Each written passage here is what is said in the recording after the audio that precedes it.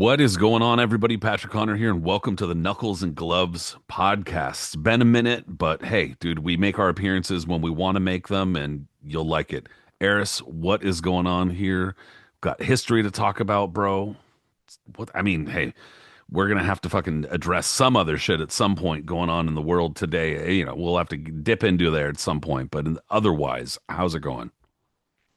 As best as it could be, my friend. January is always the longest month of the year, regardless of it's only being 37 days. I feel like we're on week 20 right now of it, but um, we're here. You know what I mean? It's cold as fuck on the East Coast.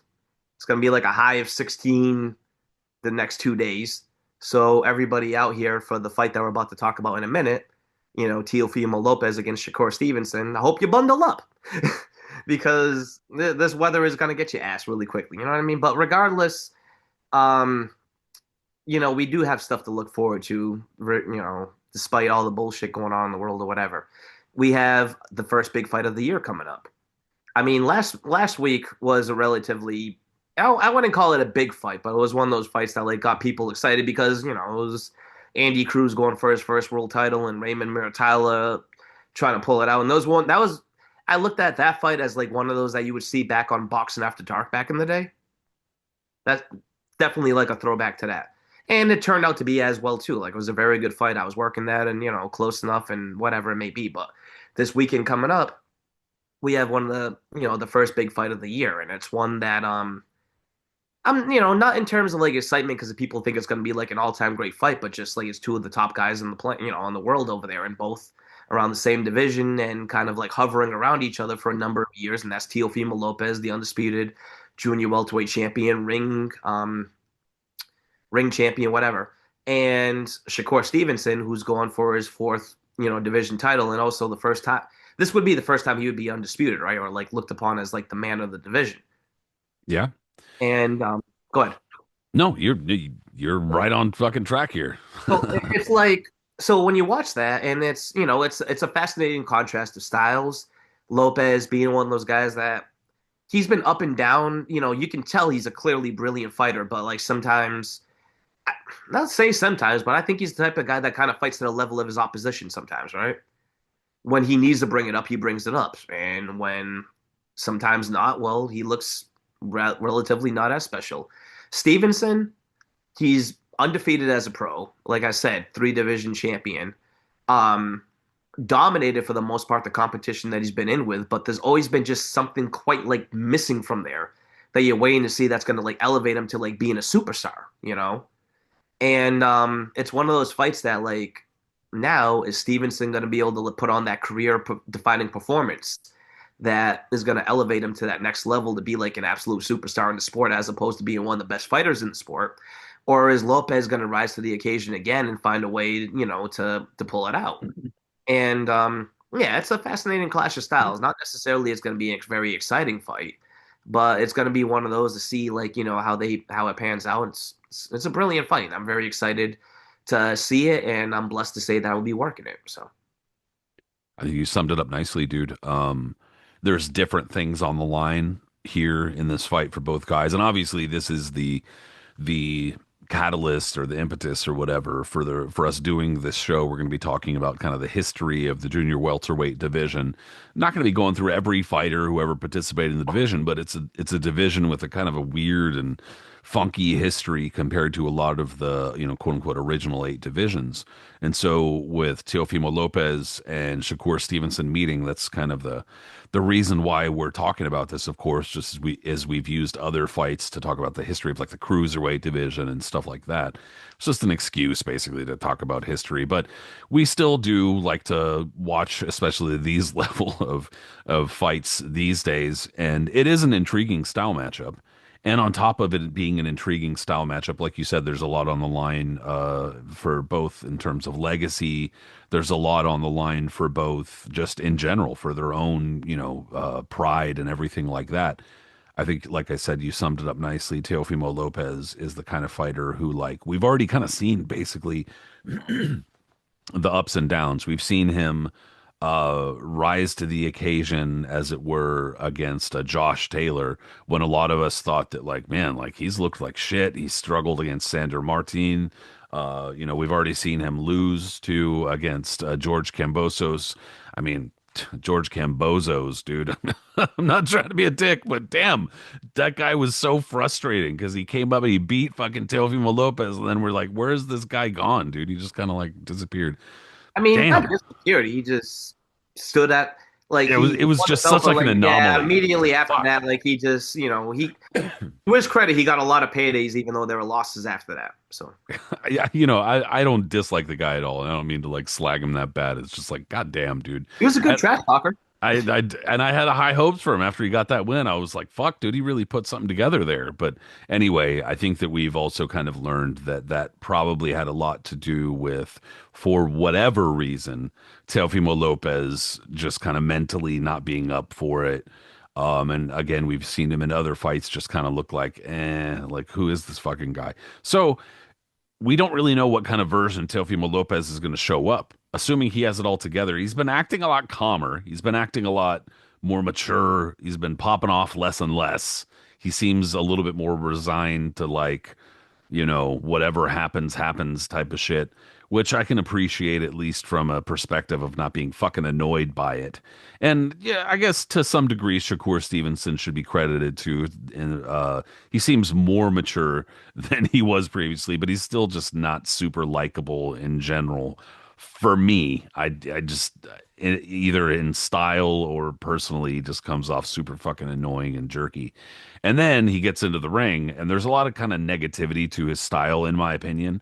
And that doesn't necessarily mean that I think it's bad. It's just that I think that a lot of his style is predicated on like shutting his opponent down, making his opponent like fight a super slow pace where they're like, doing a lot of twitching and fucking like, fainting and shit like that. And unfortunately, I think as you were kind of alluding to earlier, Teofimo Lopez, a natural counterpuncher, we're probably going to see a lot of that fucking type of shit during the fight, which easy for you, not a lot of punches to count, but probably not a super great fight from a fan perspective. But in terms of skill, in terms of know-how and stuff like that, high level, very high level. Just probably not going to be super entertaining.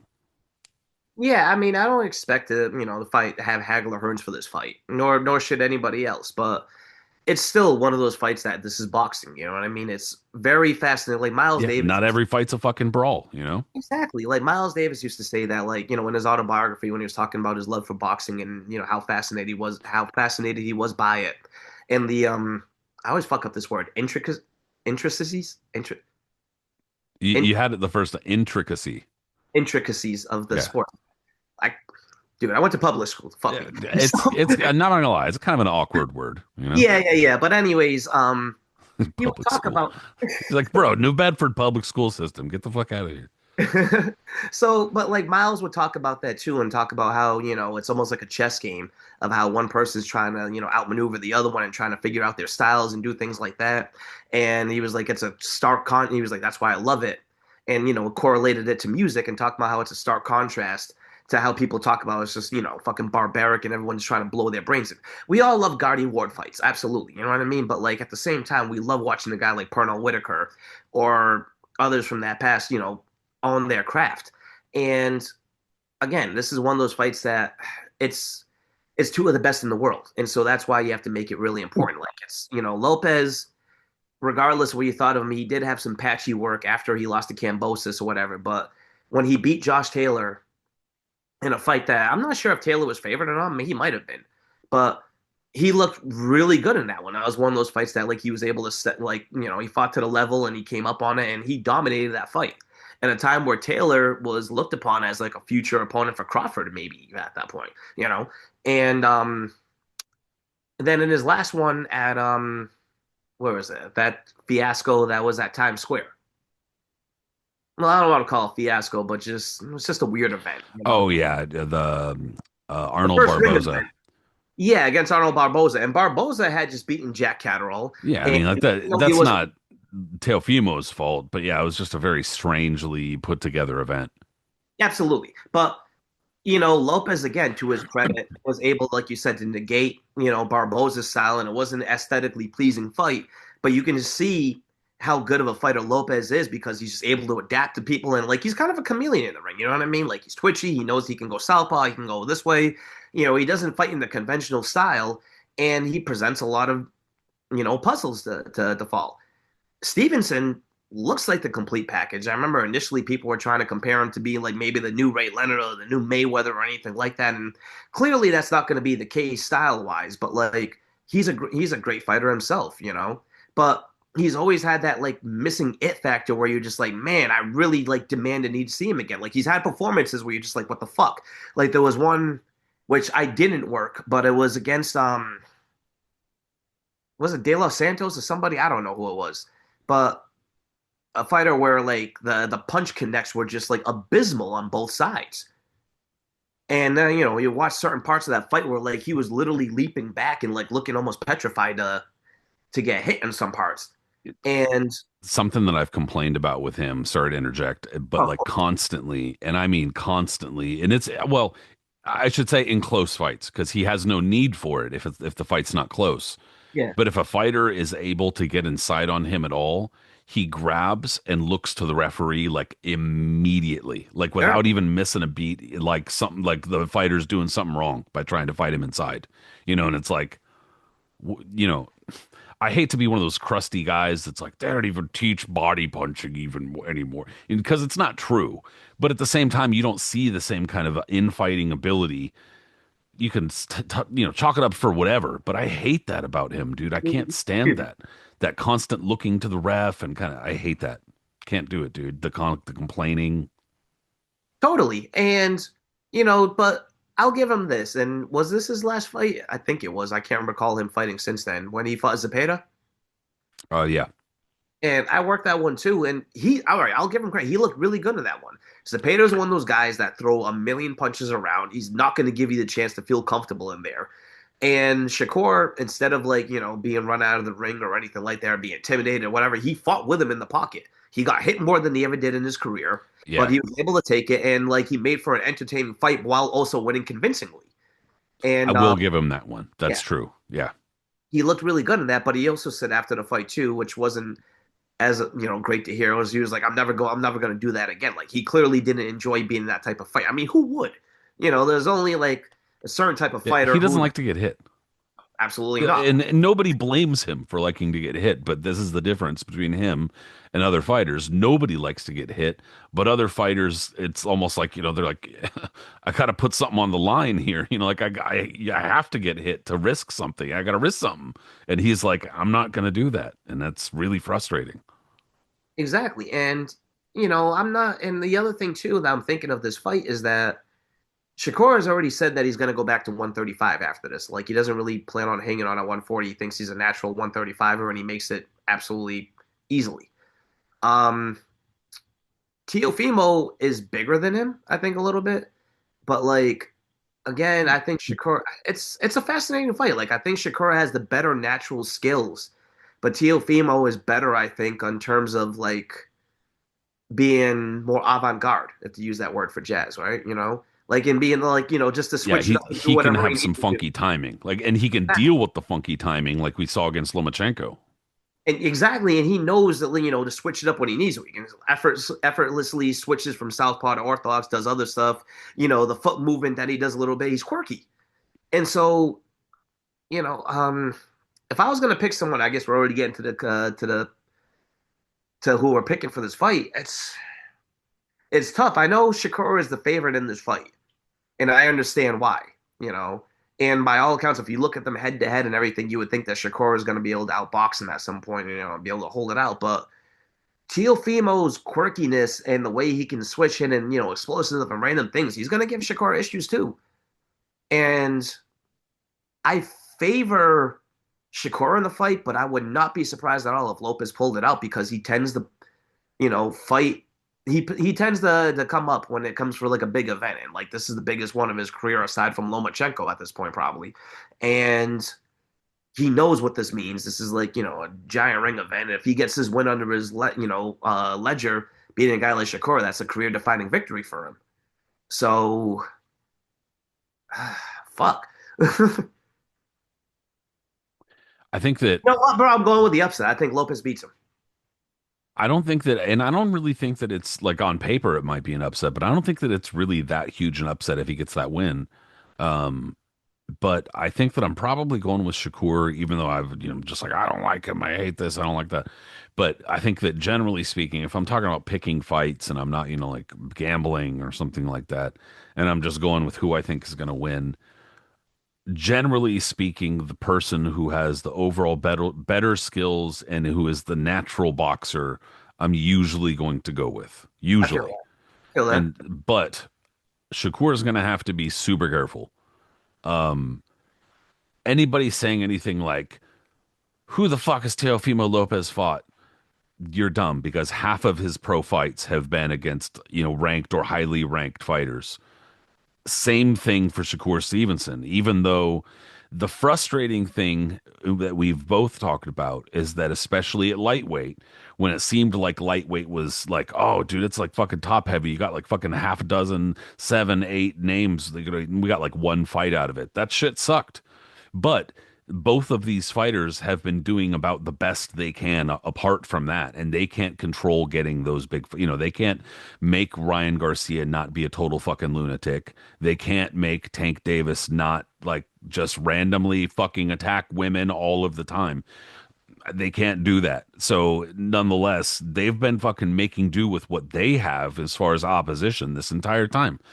That's all that they can do. So, I mean, I think that they're doing the right thing. It's a big fight, like you said earlier. I'm probably going to go with Shakur, but I would like to see him get checked. I would like to see Lopez, like land a fucking bomb, like find, like connect, and maybe Shakur gets up to win, or that'd be great. I'd love to see something like that. But I guess, above all, just hoping for a decent fight, a fight that doesn't suck, because that would be the best thing. And I'm glad that the fight actually came together, True. because you were kind of alluding to it too about talking about Tank and Ryan and other stuff like that. But like there was this big swell of people.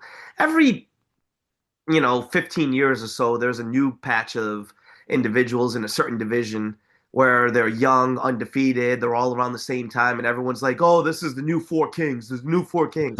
Because everybody always wants to, I had to bring this up. Everybody always wants to just, do that type of shit. Compare them to Leonard, Hearns, Hagler, and Duran. And that, I remember the first time that was that comparison was in the mid to late 90s in the welterweight division when you had Tito, Whitaker, um, excuse me, yeah, Tito Whitaker, Oscar, and Ike Corte, and then Jose Luis Lopez eventually came on the scene or whatever. But like that one, they did fights did happen between that group, but like they happened later than they should have. If that, I mean, Tito and Ike happened when it should have. All right, that happened in '97, and that was actually the perfect time for that, and I'm glad that it did happen. But like Whitaker Corte, not Whitaker Corte, Whitaker Corte was supposed to happen, which would have been too late too, because that was supposed to happen in like what, like '98 or actually. Fuck, I'm getting my timelines all messed up. I think Whitaker Corte was supposed to happen before Oscar Corte, wasn't it? Because I'd have to, I'm not sure. Whitaker and Ike, Whitaker fought Andre Pestraev, and Ike fought Jose Yeah. Luis Lopez, and both of them were supposed to fight each other afterwards. Whitaker got busted for the But then, cocaine, yeah, that's when he and then went tested to positive. rehab. Yeah, went Yeah. to rehab, and then I think after that, Ike, fought Oscar. But like, yeah, it was just one of those things that like it didn't really pan out the way the Four Kings did. Like there was a couple of fights, but things just Whitaker and Tito ended up happening in '99. That fight should have happened in '96. Oscar and Tito should have happened a little bit earlier than '99. And when the fight eventually did happen, it was just a fucking dud for various reasons. And Whitaker was out of it. Jose Luis Lopez never ended up fighting any of them except for Corte and eventually James Page, who was not a part of that group, and so on and so forth. Um, the closest I would say, and you and I talked about this before the show, would probably be around, the flyweight and junior bantamweight divisions when you had Chocolatito, you had uh fuck now, give me the guy that Sri just Saket, Sarong Visai, Masai, fucking Juan Francisco that Estrada. was the name I was thinking of, Estrada, yeah, and Quadras too, because Quadras did fight all of them. Yep. And Yeah, dude. I damn, mean, that shit was a good ass fucking round robin. a great one. That's the closest probably one that we've had since the Four Kings. Because what I'm getting at is that I think even Ring Magazine had a cover of it where they had Ryan, Tank, um, Devin, and Shakur on there and talk about how this is the new version and all that. And we've had Ryan fight Tank. Obviously, that was a big event, but it was marred by weight issues and just other dumb shit. And then we've had Ryan against Devin, and same thing. That just got marred after the fight too with positive testings and all kinds of other bullshit. And so, like, this feels like the real fresh one of the group. You know what I mean? It's taking this long, but here we are. Yeah, and I mean, and who knows how much more if it's a close fight, we'll see. We'll see how much more we get of it. But I mean, it If it's a seems, whitewash either way, I'd be surprised. yeah, Absolutely. I wouldn't expect that. the rest though has basically flown the coop. The rest is gone. Like that Yeah. shit's history now. Devin's a welterweight now. Ryan is challenging for the welterweight crown, right? Even an undeserved title shot against Mario Barrios. I guess I don't even. It's tough to fucking follow Yeah. anymore, bro. Certainly. And Straight then up. we have this fight. So whatever, as long as we're getting a big fight, I don't really care at this point. The sport is so diluted, you take what you can get, you know. And this is a big fight, and I'm glad that we're getting it this weekend. Whether or not it's going to be super exciting doesn't matter. It's going to be a very compelling fight, and I'm looking forward to it. Yeah, so let's take it back about 100 years when they were doing real shit that wasn't corrupt, like crowning champions through magazine polls. Yes. Well, all right. My question to you is: the junior welterweight division the first junior division to happen in boxing? I feel it is, correct? No. It I wasn't. mean, Okay. well, okay. We've kind of God, what the fuck? We've kind of talked about it before. So like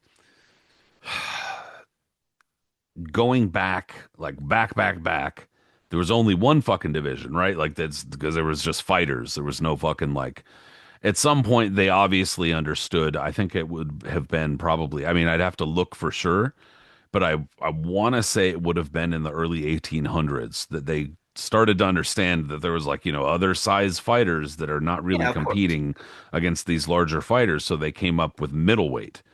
And I mean, I guess that kind of fucking makes sense.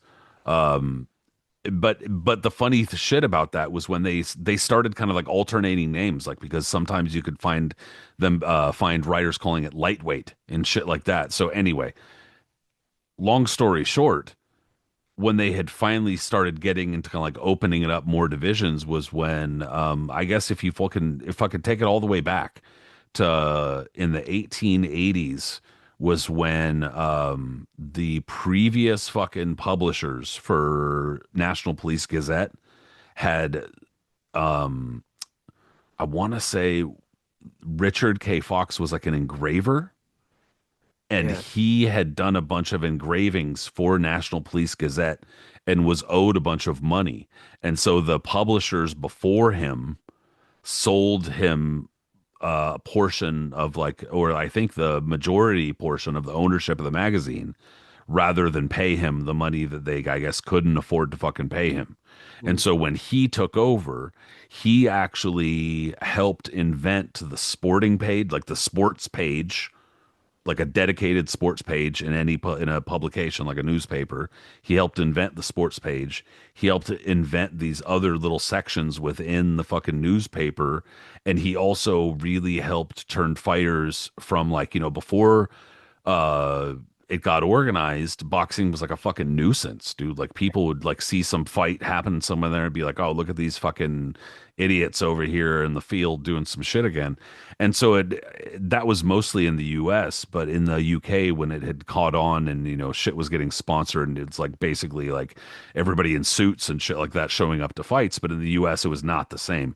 It was a bunch of fucking hellions and street fucking rats and shit like that until, and obviously not this is the only factor, but a really huge factor, Richard K. Fox started portraying these fighters like fucking heroes, like putting engravings and illustrations in the magazines, where if you look a lot of other books like Pierce Egan's books and shit, There's barely any fucking pictures or anything at all, dude. It's like blocks of writing that are so tough to get through.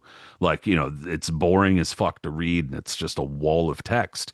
And so Richard K. Fox helped try to break that up with a bunch of illustrations of fights, fighters, venues, etc. And so long story short is that's when he helped organize the sport. He really helped get it kickstarted, and then the National Sporting Club across the pond also tried to install the rules and regulations and boost those.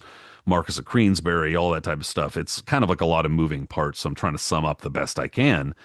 But as all of these entities started forming, they were all trying to like counteract the power of each other. Like one would get too powerful and they'd be like, fuck, we need to start a new thing to fucking counteract the power of these guys.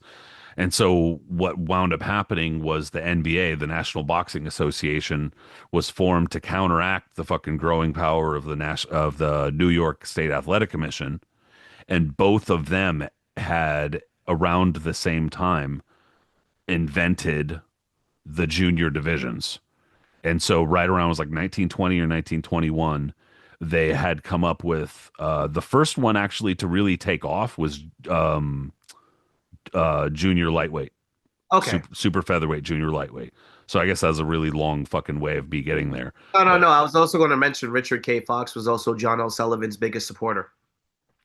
and I and think that's a joke. He really wasn't. He hated him with a passion. well, and he at first At supposedly first, he yeah, was a big exactly. Yeah, yeah, fan. yeah. And the It's story something that happened. goes, yeah, the story goes, I don't know how true it was, but they were either a restaurant or a bar, and Richard K. Fox saw John L. Sullivan already seated or something like that, and he went to go take a seat and then said that either he sent somebody or went over to John L. Sullivan's table to go say hi, introduce himself, blah, blah, blah, buy him a drink. And Sullivan was like, get the fuck out of here, fuck off. And That after sounds about that, and after that, Richard K. Fox like held a grudge and was like, I'll do anything to take this guy down, to right. the point of literally scouting out fighters to kick John L. Sullivan's ass. And, Making a title belt on the yeah, whole. declaring them champion so that John L. Sullivan would have to fight them, blah, blah, blah. But, I will say though, there's, like I said, a lot of moving parts here and a lot of them related. Muldoon, the dude who actually trained John L. Sullivan at one point, um, he became the New York State Athletic Commission chairperson and the head of the New York State Athletic Commission. And when he did, he reformed the entire thing and also helped like organize all the divisions and shit like that. And so, I mean, there's again a lot of moving parts. The ring was based out of New York and had supposedly a closer relationship with the NYSAC. And so the NBA, that's where the NBA kind of figures into this whole junior welterweight thing. So, starting with the whole junior welterweight history and all that type of shit, when the NBA was formed to counteract the New York State Athletic Commission, the NBA was like a coalition of about 7 or 8 other states, I believe it was, that recognized the NBA rather than the New York State Athletic Commission titles.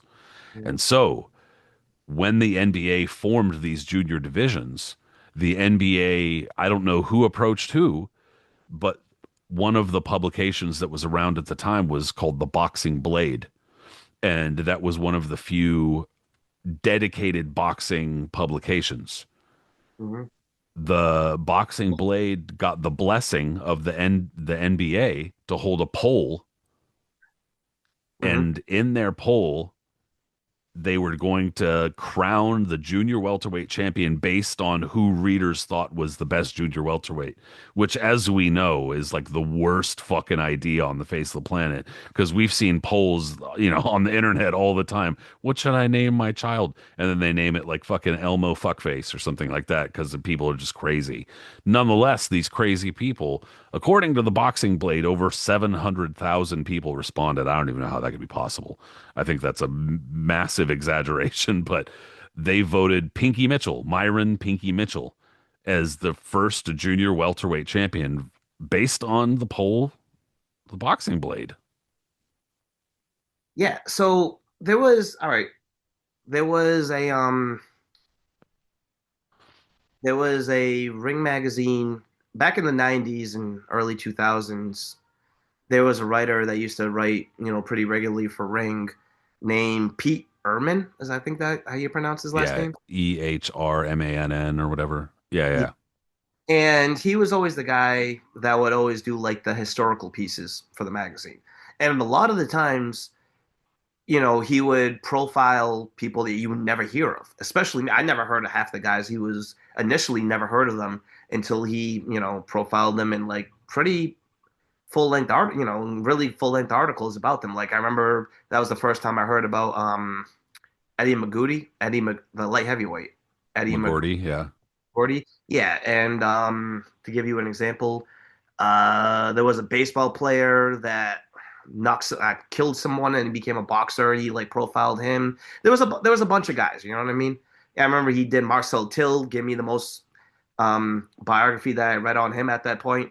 And at one point, he did one on the first initial junior welterweight champion, a guy by the name of Pinky Mitchell. And Pinky Mitchell, as far as I know, is the only fighter ever to get awarded a championship by way of voting, which it was back in the magazine you just referenced, Pat. And that's kind of it's fascinating to think about back then too. And then like you sent me the links of it, and it's interesting because like they say that the NBA immediately was going to recognize this championship and that he was going to have to defend the title, in a certain amount of time with it and stuff like that. And then they gave the voting in terms of what happened, in terms of like the results. And Mitchell had won by a pretty substantial amount. And I'm not going to go into the life and times of him or anything like that. But his brother was Richie Mitchell, correct? The lightweight. Pretty He sure. might. I'm not gonna lie. I don't know. I'm He might almost. have I'm been. almost. I'm like. I know I read that the I other day. mean, it sounds like you know more than me, to be honest. You're But probably like right. Pinky was he did fight Benny Leonard. He was a good fighter, but he wasn't like anyone that really stood out during that era. And that was kind of an inglorious beginning, I guess, for the junior welterweight division because he wins that title on a ballot box. He held the title for a few years, but didn't really do anything with it because no one was really recognizing it at the time like that. And it would take obviously years for it to get universal recognition. But eventually, after I think I want to say 4 years and a lot of no decisions and other stuff going on, he ends up fighting a guy by the name of Mushy Callahan. And Mushy Callahan, who I believe had already beaten Mitchell before in non-title fights or whatever, ends up beating the daylights out of him and winning the championship. Callahan himself was a good fighter. All right, he was one of those guys from the 20s, and I want to say he fought into the early 30s, but one of the throwback fighters that again he was a very good fighter, but he wasn't a. I don't know if I would label him a great fighter. Like, man, I don't want his stories going. They'd be like, oh, you don't know about Mishy Callahan. But, like, let me tell you something right now. And I'm not going by this book completely. But when I remember as a kid, remember Pete Erman's, Peter Heller's 50. I always reference this book in every few episodes. Yeah, it's a Peter great book. Heller, world champions, was it 40 world champions tell their stories. And since he did this book back in the early 70s, a lot of these guys from close to the turn of the century up till the 20s were still alive, and he was able to interview them. One of them was Bushy Callahan.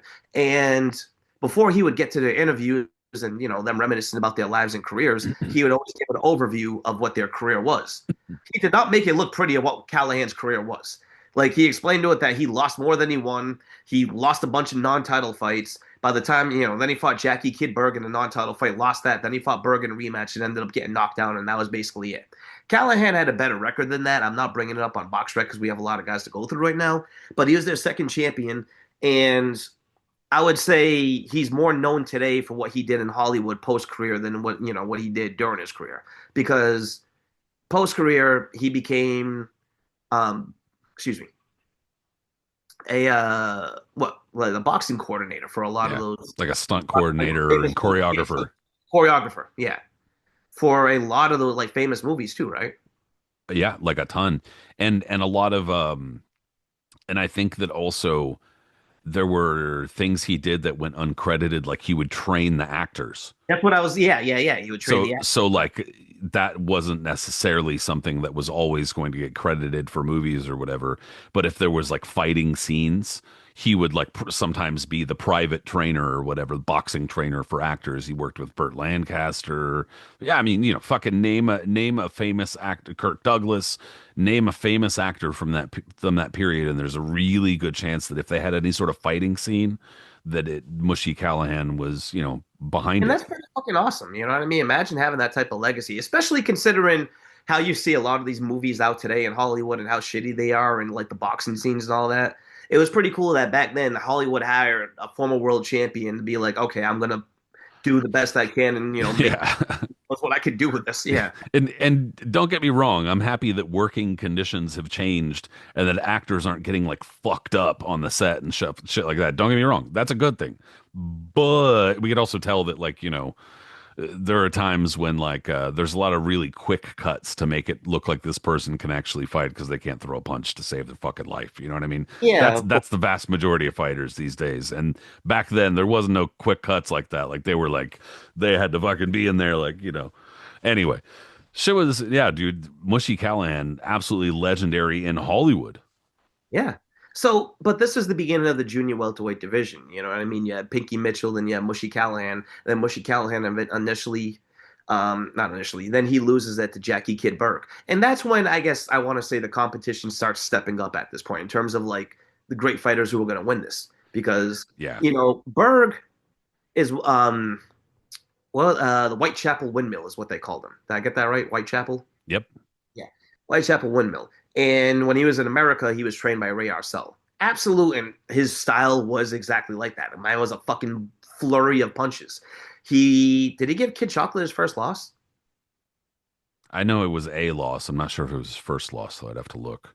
but it was an upset. He wasn't, and he was able to beat Chocolate, and like he, won the junior welterweight championship. And Ray Arcel was his trainer in America. And Ray Arcel used to joke around a lot, not joke, but like talk about how hard it was to corral him because when he was in America, he thought he was God's gift to women. And Arcel said he was out every night trying to pull him back in from the clubs and pubs and everywhere else because he was trying to smash everything in sight. And good for him, but he, in such a star-studded era where Berg was a legitimate Hall of Famer, but like you had all-time greats, and Berg wasn't an all-time great in my opinion. Great fighter, but there's levels to this. And during that time when Berg was active, like again, you have guys like Kid Chocolate. You have what I said Berg did beat, but then you also have guys like Barney Ross, Tony Canzoneri, others like that. And Canzoneri ends up stopping him 2 rounds and then becoming junior welterweight champion from there. And that's when the division again, it still took years for it to get recognition, but I'm talking about in terms of like all-time greats being around there and like holding down the fort. Like it had early guys up there doing that. I think that Jack Berg probably was a little bit more like a like British boxing all-time great at that point. Because and not Oh, to British. Yeah, yeah. not to overgeneralize, but this was like a well-known thing that they had like written about for a long time, that a lot of British fighters who were like top British fighters struggled on the world class level at this point. And again, I'm not trying to overgeneralize or be a dick or like, shit on UK fighters. This was something that was written about a ton during this time. They're like, is this fighter finally gonna, do it type of shit. And this was during this like 1920s and 30s era. Like for instance, Seaman Tommy Watson. Mm. I can never. Why Seaman? Why the fuck are you naming these guys Seaman? You No, it idiots. was a different time, all right? Seaman Yeah, meant what are we something doing different here? back What are then. we fucking It doing? meant something But different back then. It's okay. there were a lot of these fighters who were like top level British fighters, but literally they were unknown in the U.S. And because New York was like the boxing hub, they'd come over to New York, and a bunch of the New York boxing officials would be like, "I don't know who this guy is." So, and I've written about this before. They'd literally have to go through a gym trial. They'd say, "Send this guy into the gym and get him in with some Golden Glovers and see if he's any good." And sometimes they weren't. Sometimes they'd go in there and get the shit kicked out of them by these Golden Glove level fighters who were like 18, and they'd be like, "No, we're not sanctioning this guy to fight for the title." And then other times they were fine. Other times they were like, "Okay, cool." I mean, that's which is kind of crazy, but also not totally off the fucking reservation. That being said, Kid Berg again, top level British fight. I don't think he was a British champion, but top level British fighter, and then still hung with a number of very good American fighters. So because of that, I think he was also kind of like a sentimental favorite for a number of reasons. But that And was also, like understandably, you said, like when it started to, we started seeing like all-time greats in that division. sure. And to give Berg credit again, like he hung tough with these guys. I mean, Yeah. Canzoneri blew him out in 2 rounds, but like he was a bad motherfucker. And Yeah, exactly. and not to veer off course too quick. The last thing I'll say, because to bring back Arcel really quick, when they were doing, it's on YouTube. There's a video of Ray Arcel in the late '80s. I forgot what show it is. Might have been Dick Cavett or something like that. But they were interviewing Arcel, reminiscing about his life and different people, and they were having, when they like bring people in, oh, blah blah blah, and then like one guy they talked about. Oh no, excuse me. What was it? Was it maybe Jack Kid Berg? I have no fucking idea. Either it might have been Berg they were doing this for, actually. I take that back. And Arcel was talking, hey Jackie, you remember No, that time they I was had it to go was This save Is you? Your Life. It was This This is Is your Your life. Life. Yeah, yeah. And then might have been for Berg though, right? I don't know. But Yeah, like yeah. No, yeah, it was yes, it was. it was Yeah. for Berg, right? It's up on YouTube. Yeah. Yeah, yeah, yeah. I got them mixed up. It was for Jackie Berg, yeah. Yeah, you're right. And like Yeah, yeah. Ray Arcel, you just hear his voice initially. They're like, "Oh, we got a voice recording from Ray Arcel in New York," and he's like, "Hey, Jackie," da da da da da da, da. And then he comes out surprisingly, and like Berg starts crying immediately and runs up and grabs him. I love you, I love you, I love you. Like, man, that was beautiful.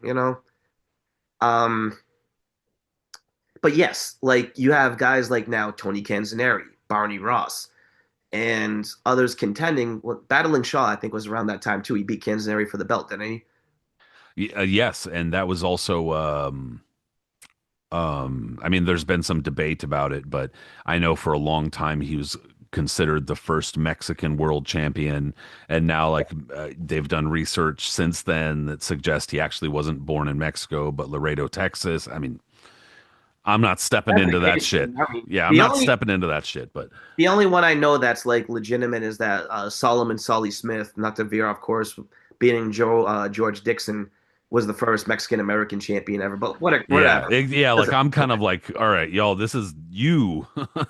You figure So, this out because I don't know. But nonetheless, yes. my question to you, Pat, is that when do you consider? Because the thing is that like Barney Ross was considered champion, but did he ever really defend it? Tony Canzoneri, same thing. They were more about the lightweights. And so, when do you consider that the junior welterweight division was actually like, wow, okay, let's take this shit seriously? And Nah, dude, it's a good question. And you kind of have to, I think, go back a little bit to like the boxing blade and the ring shit.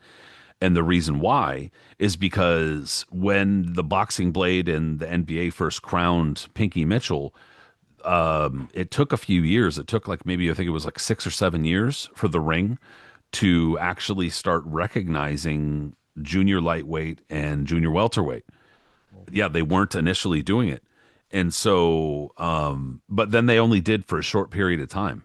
And on top of that, like writers were constantly trashing the divisions. They were constantly calling them like baby titles, baby champions, BS champions, basically, and stuff like that. And so they weren't really taking that seriously. And on top of that, even the Boxing Blade, that article that I sent you, where they, specifically kind of laid out why did we do this type of shit, and then the votes and all that type of stuff. They specifically are kind of like, I mean, their explanation amounts to basically, well, we felt like it because we need to fill a gap.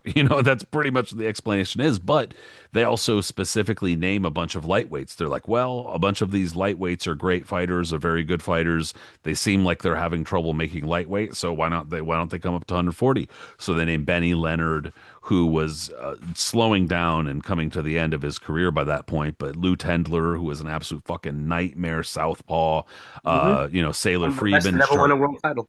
yeah, Sailor Friedman, Charlie White, a number of those lightweights who were very high level lightweights at that time. And they're like, well, maybe we'll get these fighters to move up. And they kind of never really did, at least not for a long period of time, because I don't think they really saw a long term future with this division. And hey, dude, it took a long ass time because even with the NBA and the New York State Athletic Commission, they only put ratings out for about 15 years for this division until they started basically closing shop. Sure. And so like, 'cause for me, when I'm learning about like the junior welterweight division and stuff, I'd have to go back and look at my book, the Nat Fleischer, Sam Andrade, Pictorial History of Boxing, because they every division they give a pretty good overview of what happened. But I feel like all right in the 50s, for instance, who was champion during then? Well, nobody, like nobody was Nobody, right? It kind of went dormant for a little while. That's yeah, what I like they basically just kind of dropped. So like I mean, dude, this a lot of this type of stuff also corresponds with what was going on with the laws too, like Yeah, again, yeah. moving parts. I don't want to get too far into this shit, but it matters because in a lot of these places where like, either decisions were like this goes back into the teens and 20s, but when decisions were also why Mushy Callahan's record looks so shitty is because when decisions weren't Oh, mushy. legal. Yeah, yeah. I mean, his record just looks like trash. Some of them weren't losses or official losses, but just no decisions or no contests that we now count as newspaper decision losses or wins and stuff like that. But certain jurisdictions just didn't allow decisions, didn't allow points verdicts, didn't allow an actual winner unless there was a knockout and, et cetera, et cetera. So these kinds of things corresponded and they basically just dropped the divisions. They were like, they didn't see a reason for them. And also, I think they were just consolidating when they were starting to a lot of like the NBA and the New York State Athletic Commission were starting to kind of lose um, respect, more or less. All right, so let's hop to the 60s then. Sound good? Yeah, well, I mean that's really when it starts firing back up. Do you hear me well? I'm sorry, just that my connection was unstable. I can hear you. It's the video that's choppy, but it's fine. I can hear you. All right, is the video my video or is it like back to funky? I don't know. It's a little choppy, but it's cool. So, all right, in the 60s, 60s you had obviously Muhammad Ali was champion.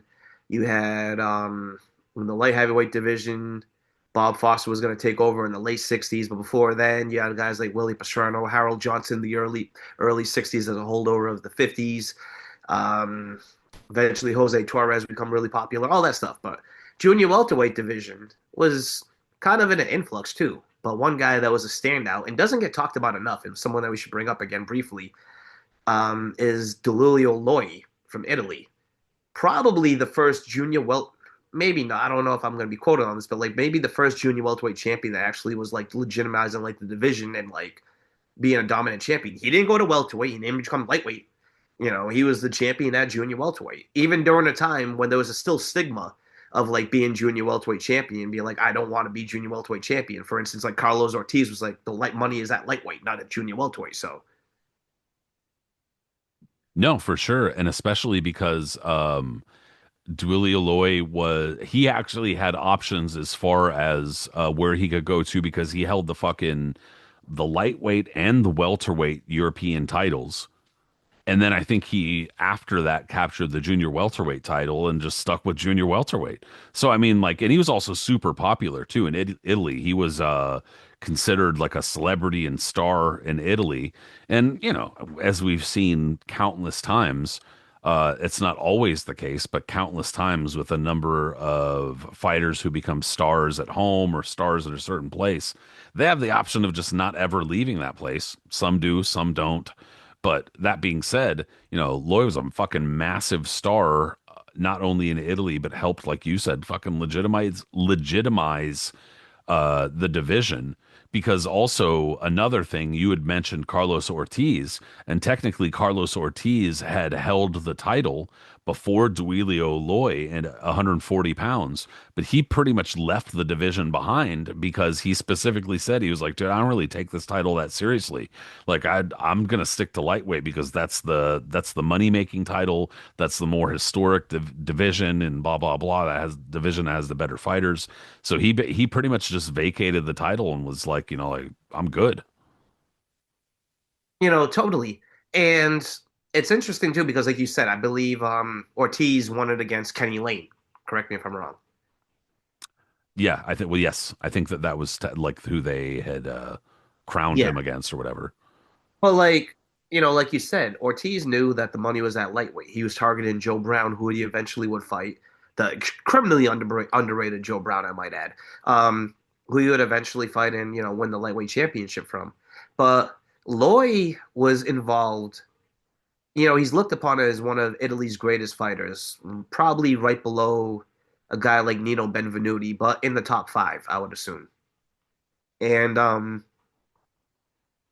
he but he's known also for like a lot of home cooking. The Ortiz like he did beat Ortiz convincingly in one of the fights. I forget which one because I'm not looking at it right now, but like there were times where there was absolute home cooking, and especially after the Ortiz fights, there was home cooking against another criminally underrated fighter who's never talked about today, American Eddie Perkins, who was one of those guys that like, man, he was around forever. Perkins is such a he was like a brilliant boxer, never gets talked about. There's not a ton of footage out there. There's stuff out there. You can find it on YouTube, but like a lot of it is him like past his prime and all that. But the ultimate road warrior couldn't punch to save his life, but a brilliant boxer. And again, another guy I learned about through probably Pete Ehrman's article in the ring. Like, he was profiled in the 90s. And I remember the photo of him because he just looked like a happy old man. He was bald headed. He had this big smile on his face. And he was like holding a heavy bag in the gym because he was still, like training kids and doing all this stuff. And what I remember talking about was that how much he said he loved going the distance. Most people talk about how much they love knocking people out and blasting them all that. And Perkins said his biggest fave was going the distance with people because he just loved showing his skills and boxing and making them look stupid. And that's what he would do with a lot of guys. He was a brilliant fighter who, even after he lost the championship, he still contended as a welterweight well past his prime and was able to beat future champions and contenders like Angel Espada, Clyde Gray, Armando but Muniz. Yeah, exactly, Armando Muniz, like just a brilliant underrated fighter. I'm glad he's in the Hall of Fame. But regardless, he had again very like controversial fights with Loy where he clearly won a few of them and home cooking got in the way of whatever was supposed to happen. But then, like, after Loy retired, I believe after beating Perkins in their other fight, Perkins ends up beating a dude, Roberto somebody. I forgot his last name from the Philippines, I believe it was, who had knocked Um, Cruz. Roberto Cruz. See, yeah, he beat Roberto. The fact I even remember his first name is awesome. Roberto Cruz, for the vacant title, and then held on to it before he ended up losing it to Carlos Hernandez, I believe it was from Venezuela. Another guy who doesn't get talked about at all today, but another person from the era of like the 50s and 60s, and just tough guy. Like I don't have his record up again, but like this is what we were going on with. And then as you move on now into like the 70s, again, this is like a substantiated division now. You have like I say the first dominant guy where just like, oh my God, was after that again, it would be Nicolino Loche. So Loche ends up winning the title from a guy named Paul Fuji, who was he Japanese or was he based in the US, like a Hawaii area? I think he was of Japanese descent, but he was born in Hawaii, I'm pretty sure. And he was popular in Japan too, but he was born in Hawaii. Sure. And a solid fighter in himself. I think, him winning the title was a vicious, disgusting knockout that he scored. But Yeah, like he was not a super like well-skilled dude, but he could fucking crush. yeah.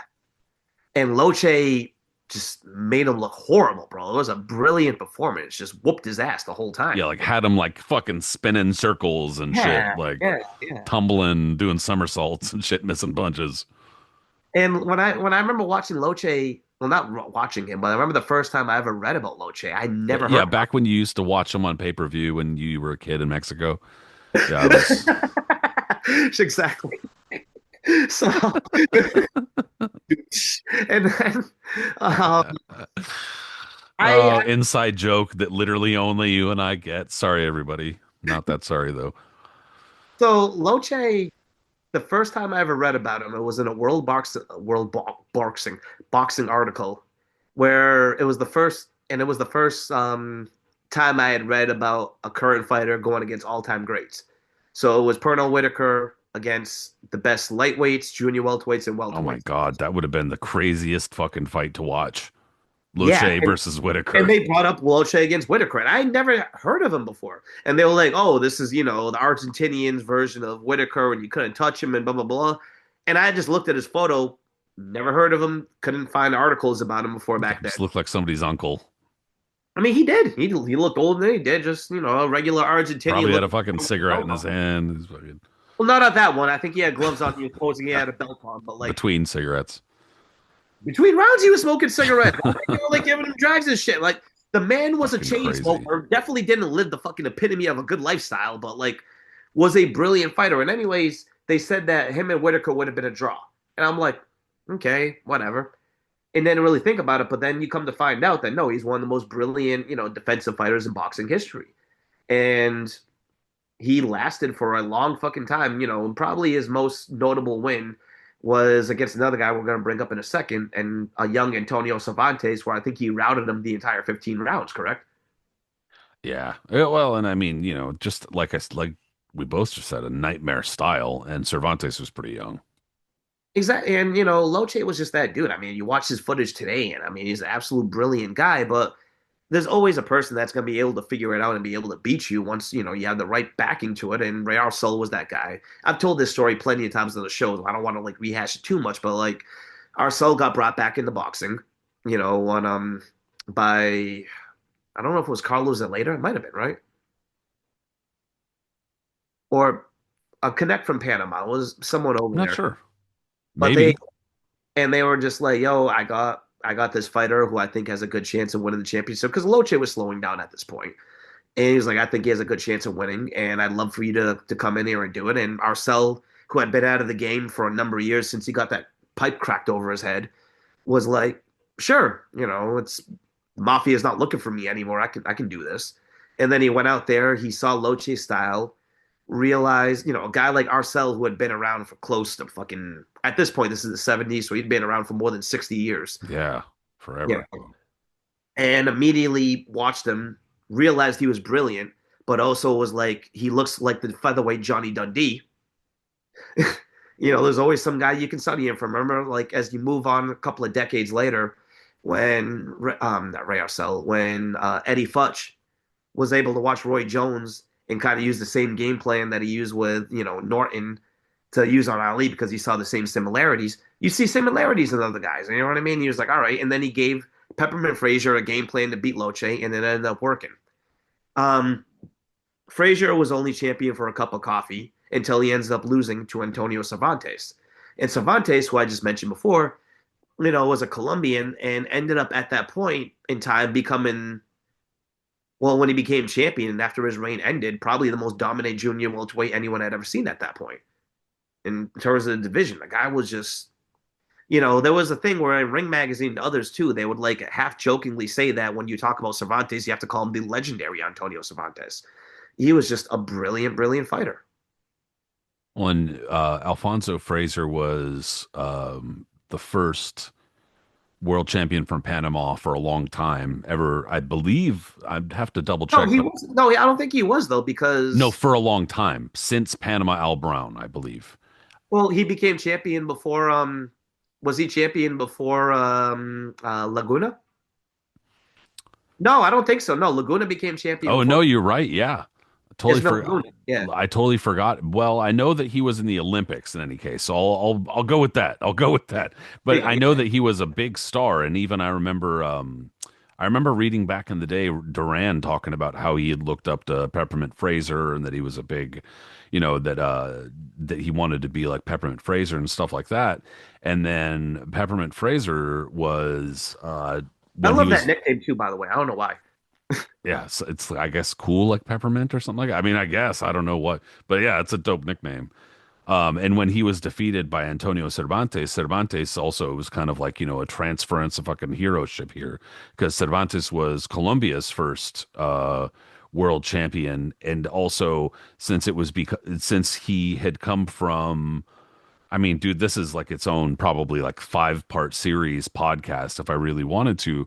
But like the history of Cervantes and where he came from is like it's really some harrowing shit.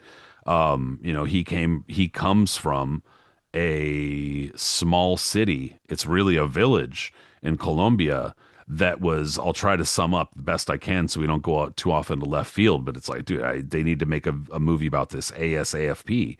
He fucking comes from a village that was literally just the descendants of slaves who had runaway slaves in Colombia and had banded together and formed this miniature city. And so everybody here who lives in this fucking village is the descendants of black slaves in Colombia. And for whatever reason, it's also produced like three or four world champions. And it's like not a big population at all. It's crazy. Like, how is that even possible? I don't know, but it is. So Antonio Cervantes became Colombia's first world champion and, was a hero in his own right. And like you said, a fairly dominant fighter, a very skilled fighter, good mixture, a good boxer puncher and stuff. And so in any case, he himself gave way to Wilfred Benitez, fucking 17, barely 17-year-old Wilfred Benitez at that. That's the crazy shit. Man, I can't even tell you what the fuck I was doing 16, 17 years old, but it definitely was not anywhere near a world championship. World championship of smoking weed. I mean, for sure. He so I'm looking right now, like he ends up he did beat Loche in a rematch and essentially ending his career. And like he just went on an absolute run, of like before he ended up fighting Benitez, who was just a prodigy and a freak of nature and basically a one of one. And absolutely a one of one because you're not allowed to even fucking be a pro at 17 at this point, let alone win a world title. So um even before like he lost though initially to Benitez, I mean, look at what he was doing at this point.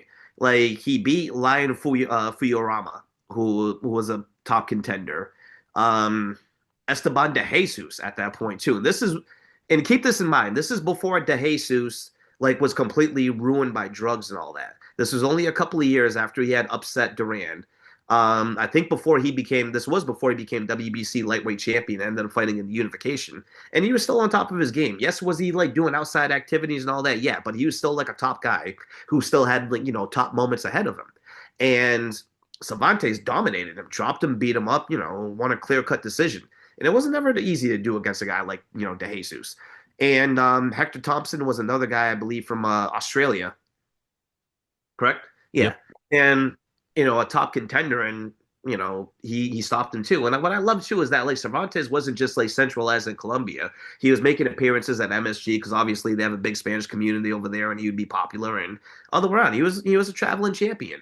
So when he lost to Benitez, I mean, yes, that's a big loss, but at the same time, look at what Benitez was able to accomplish and also too just the whirlwind. It's not the end of the world. Like, the fact that it took a guy like the level of Benitez and his brain to beat him and still have it. I believe that was a split decision, wasn't it? Yeah, a split decision was incredible. It's just one of those moments in boxing history that I got to look upon as just like holy fuck.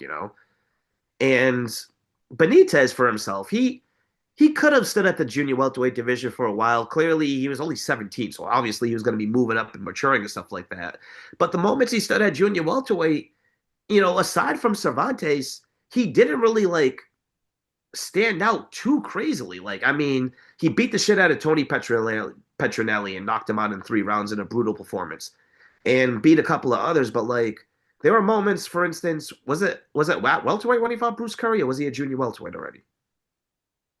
I think junior welterweight, but I'm not positive. I'd have to look at like Okay. what they weigh. Yep. Sorry about the Yeah. inconvenience, everybody.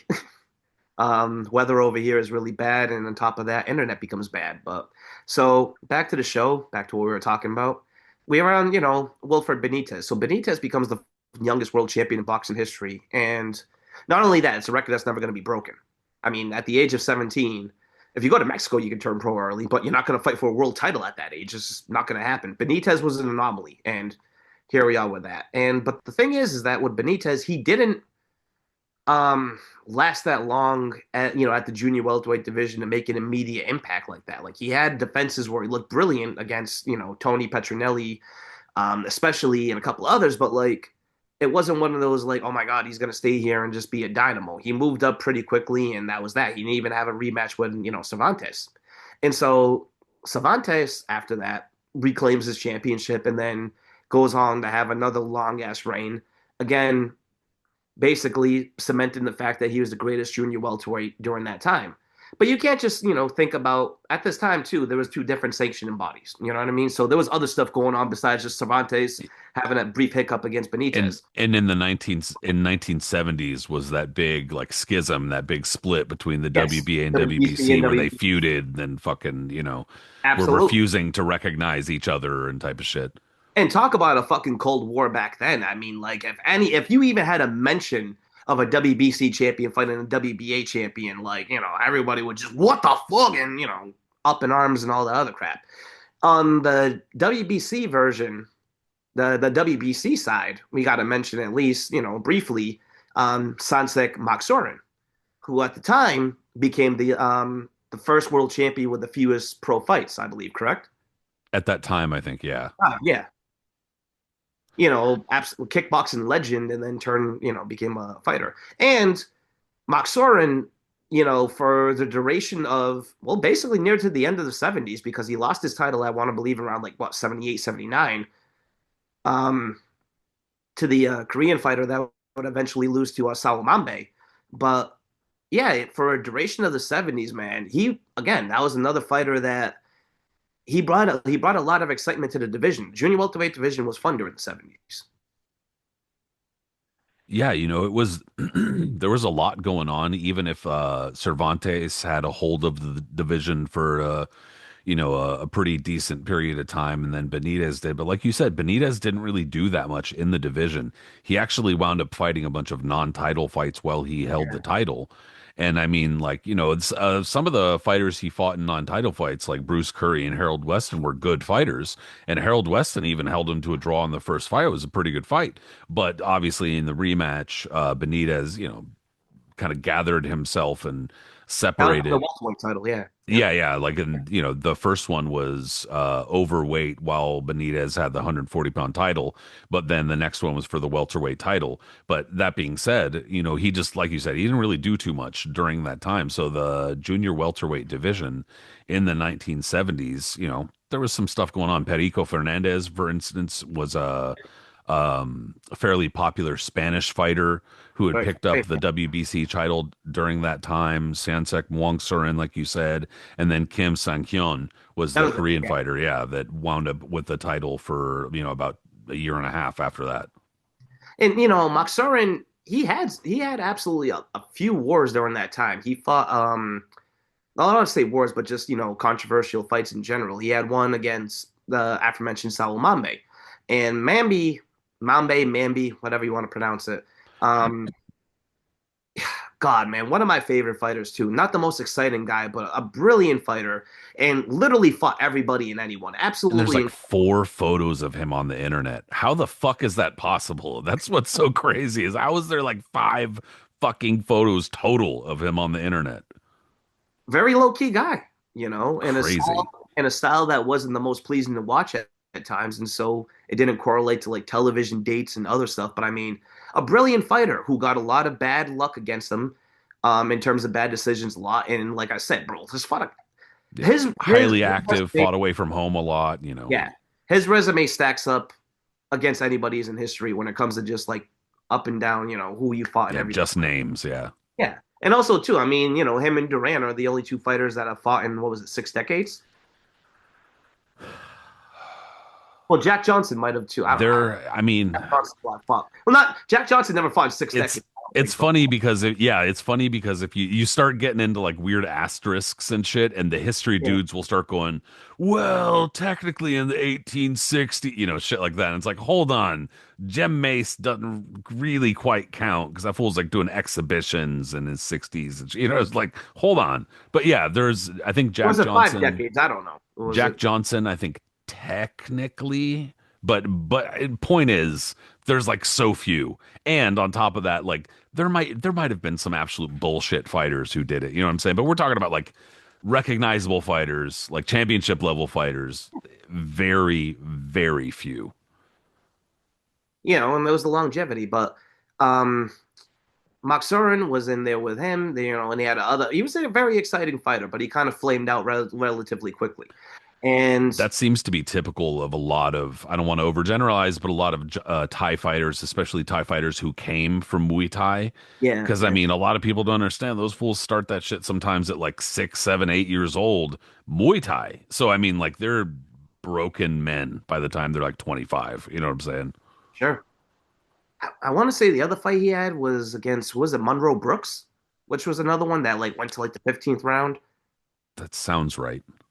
And I believe it was Monroe Brooks. Like he had a number. He was a heavy ass puncher, and I've gone down rabbit holes about him too because I've always kind of been fascinated by guys like that, and also because Max Sorin and Salo Mambe is some of the rarest footage known for like fight collectors. Like you don't see that shit anywhere. You know what I mean? It's like a holy grail for people. And anyways, Max Sorin, like I said, he flamed out by the late 70s. And then Saul Mambe, who was just toiling and got robbed against Maksoran in Thailand, becomes champion around 1980. And this is when the changing of the guard happens in the junior welterweight division again, because Mambe is now champion for the WBA. And on the no, excuse me, WBC. And on the WBA side, we've been talking about Cervantes being a dominant champion throughout the 1970s. You know, besides the hiccup against Benitez, in which he was. But by 1980 now, he's been around a long ass time. You know, a lot of like, and like a lot of South African, South American fighters, and you know, fighters from other countries or whatever. No one really knew his true age because no one was like doing records like that, and so there was always speculation of, oh, he's almost 40, he's past 40, oh, he's only in his 30s, he's what, you know, no one just kind of knew, like, and at that, but he was still a dominant fighter. But on the rise was an absolute fucking tornado coming up named Aaron Pryor. And you know, Pryor, we've talked about plenty of times on the show, you know, before, so you don't need to rehash his career up to when he got to Mambe, but you know, like 76 alternate, so he lost to Howard Davis in the finals, so he didn't get the career momentum that the rest of the 76 team did after, you know, turning pro. And And and there's that old anecdote. What was it? I think he said he turned pro for like $50 or something like yeah, that. against a kickboxer that never won a pro fight, you know what I mean? Like just nothing. But yeah, it's some random like high school gym or something like Yep. that. While all the other like the actual Olympians and shit like that from that team were all making their pro debuts at Madison Square On Garden on network some big television. card, or you know what I'm Yeah, saying? yeah. So With big like television already contracts and all this other stuff. Exactly. And Pryor had to come up a very hard way. You know what I mean? Like he didn't get his first network fight until right before the Cervantes fight, in fact. You know, he completed his record until then. And I don't know if I forgot what his first network fight was, and it might have been against Julio Diabolitio Valdez, or it might have been against another guy, but he made his not network sure. fight. One of them was like his first, you know, network televised fight. And soon after that, you know, there was a lot of weird stuff going on in Pryor's career at one point, like, because he was already eccentric back then, you know what I mean? You know, always jumping around, conspiracy theory this, probably already dabbling in drugs and doing He other got stuff. shot. Yes, he got shot by his ex-wife. Like a lot of shit. Like there was a Yeah, I lot mean going he on. graduated right to the fucking top. You know Yeah, what I'm saying? and one like you know moment, one interesting moment that like still stands out too is that Pryor at one point, on behalf of Madison Square Garden, who was you know a promoter at that time, remember Madison Square Garden boxing, and they held a press conference on behalf of Pryor to announce absolutely nothing, no fight, no anything, just the fact that Aaron Pryor couldn't get a fight. Like odd shit like that. Like it really made no sense, but like you know what I mean. And so, um, anyways, Pryor finally reaches out in early 1980 to another person that we've talked about plenty of times on the show, Harold Smith. You know, the mysterious guy that appeared in the late 70s and the early 80s of boxing and had money that he was throwing out for fights that no one knew where this was coming from because he was losing money on his shows. But like he had so much and he was giving out purses that no one had ever heard about before. And like, Like we've talked about, yeah, I mean like we've talked about this subject, but not just talked about it, but we've had to relate this specific subject yeah, to current goings on more than one occasion. exactly. And he was the guy that like he was throwing out these crazy purses of everyone else. We talked about Larry Holmes being courted by him, and when Larry called his good friend, the aforementioned Mambe, Mambi was like, "Bro, he just gave me a fuck ton of money to fight so and so. He was like, yes, this is legit. Go for it. Like, whatever. Yeah, And, get that cash. yeah, everybody was going for it. And so Pryor called him and was like, I'm stuck between a rock and a hard place and I need this. And, um, Harold Smith, and what we find out was him embezzling Wells Fargo for millions and millions of dollars. But before we knew that, he came up with enough cash to entice Antonio Cervantes to come to Cincinnati, Pryor's hometown, to fight him. And again, that's what I mean by the changing of the guard going into the new decade. And obviously, in hindsight, it's easy to say, well, Aaron Pryor is a nonstop offensive machine, always throwing punches, exciting fighter. Either he's, getting knocked down and getting back up to beat somebody. That was usually the case. Getting knocked down and then getting back up to beat somebody up. That was usually Yeah. the case. And so that's exciting stuff. That's good television, except for, like you said, he couldn't quite get onto television. I think went through a rotating list of managers, and well, actually, Yeah. he had that one manager for a long time, Buddy. De La Rosa.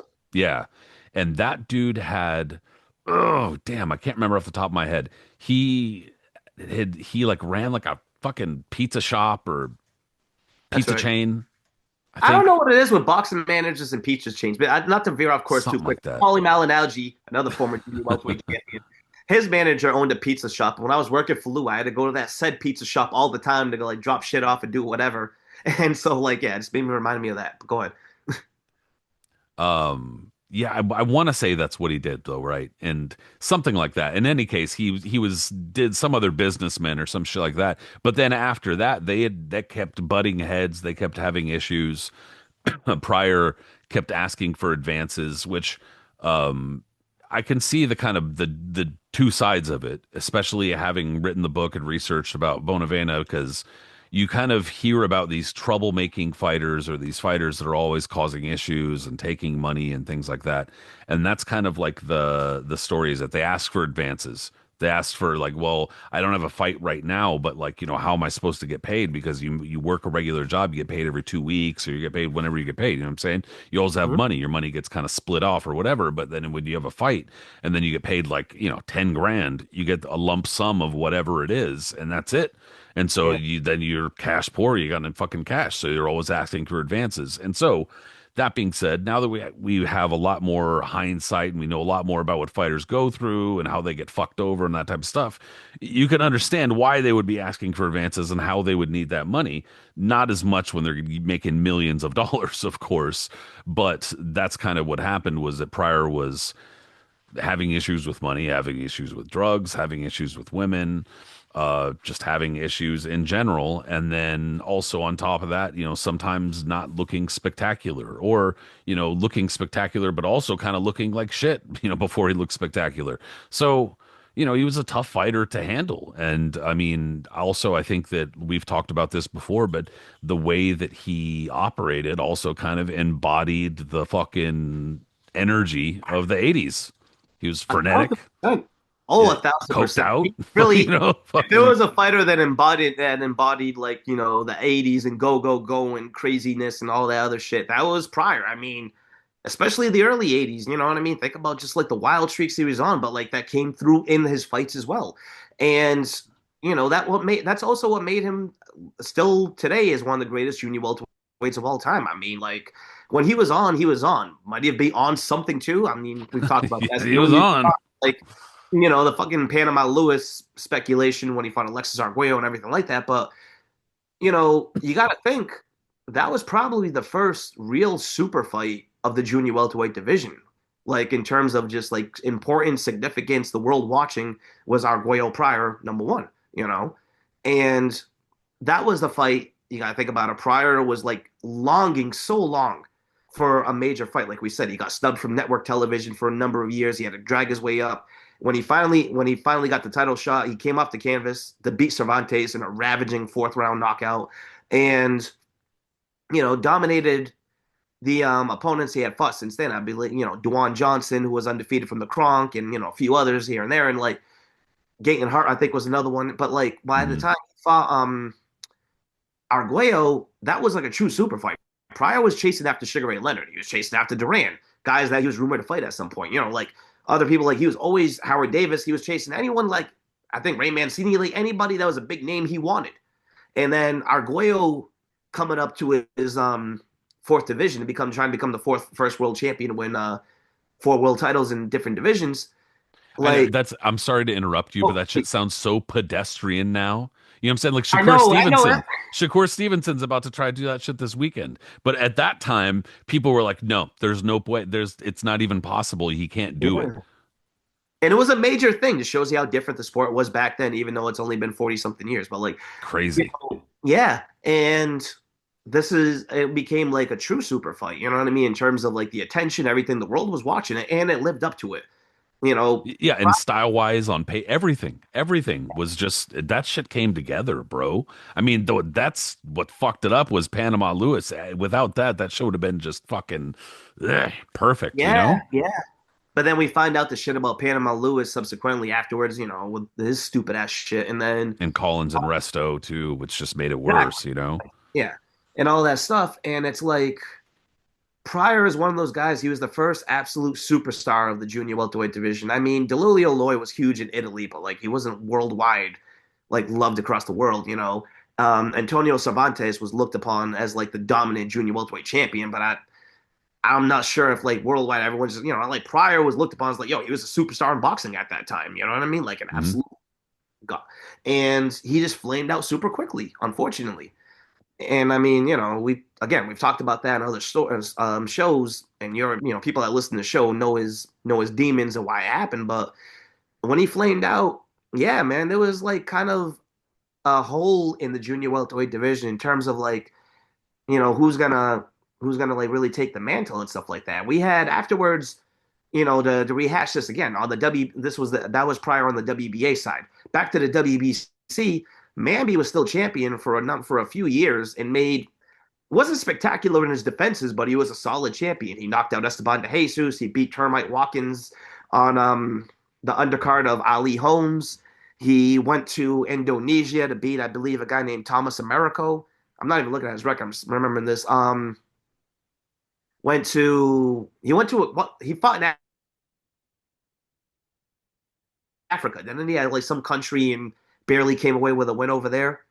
But I think like so, yeah. he was defending his title, and then after that, you know, he loses it to But I almost forgot to mention this too. Speaking of Harold Smith, he was going to make Pryor and Mamby in a very rare unification fight back then, which was going to take place on the card. This is it, the one that we talked about before the Wells Fargo embargo, you know, completely fell apart. That was going to be like his major show. That was going to be Benitez Hearns, which eventually would take place. Holmes, not Holmes, Norton Cooney, which eventually would take place. Saad Muhammad against Eddie Mustafa. Arguello Kenti. I said Pryor Mamby and Wilfredo Gomez against Mike Ayala, Tony Ayala's brother. Like, Yeah, dude, just like a fucking like actual super card, you know, like just a fucking like holy shit. but you know, soon after that, he loses the title to Leroy Haley, who you know was a good fighter, but not one that was like super spectacular. And that's what kind of started like the junior welterweight division from the mid '80s and just kind of meandering because Leroy Haley eventually loses it to Billy Costello. Correct? No, no, he Bruce loses to Curry. Curry. Correct. And Bruce Curry, again, we talked about him with the Benitez one, like a very eccentric guy, much more different than his brother Donald, but a good fighter, but more of a rugged brawler and a guy we would find out had a lot of mental issues or whatever. But for one night later in his career, he was able to put it together and you know defeat Leroy Haley, and then he ends up losing it to Billy Costello. And at first, people thought Costello was going to be like the new star of the division. He was all over the magazines, bro. All Everywhere. over. Yeah. You know, good looking guy, a very good fighter. Um, very popular in his hometown of Kingston, New York. And looked upon, yeah, as a player that could like, you know, carry the division for a few years. But then after beating after beating Bruce Curry, he beats Sal Mamby by decision at the rec, you know, at the Kings at the he used to fight a lot at the fucking rec center in Kingston, New York, which might have been like a really intimate setting too, because I mean, you know, how much room is in a rec center? But Um, he ends up losing to Lightning Lonnie Smith.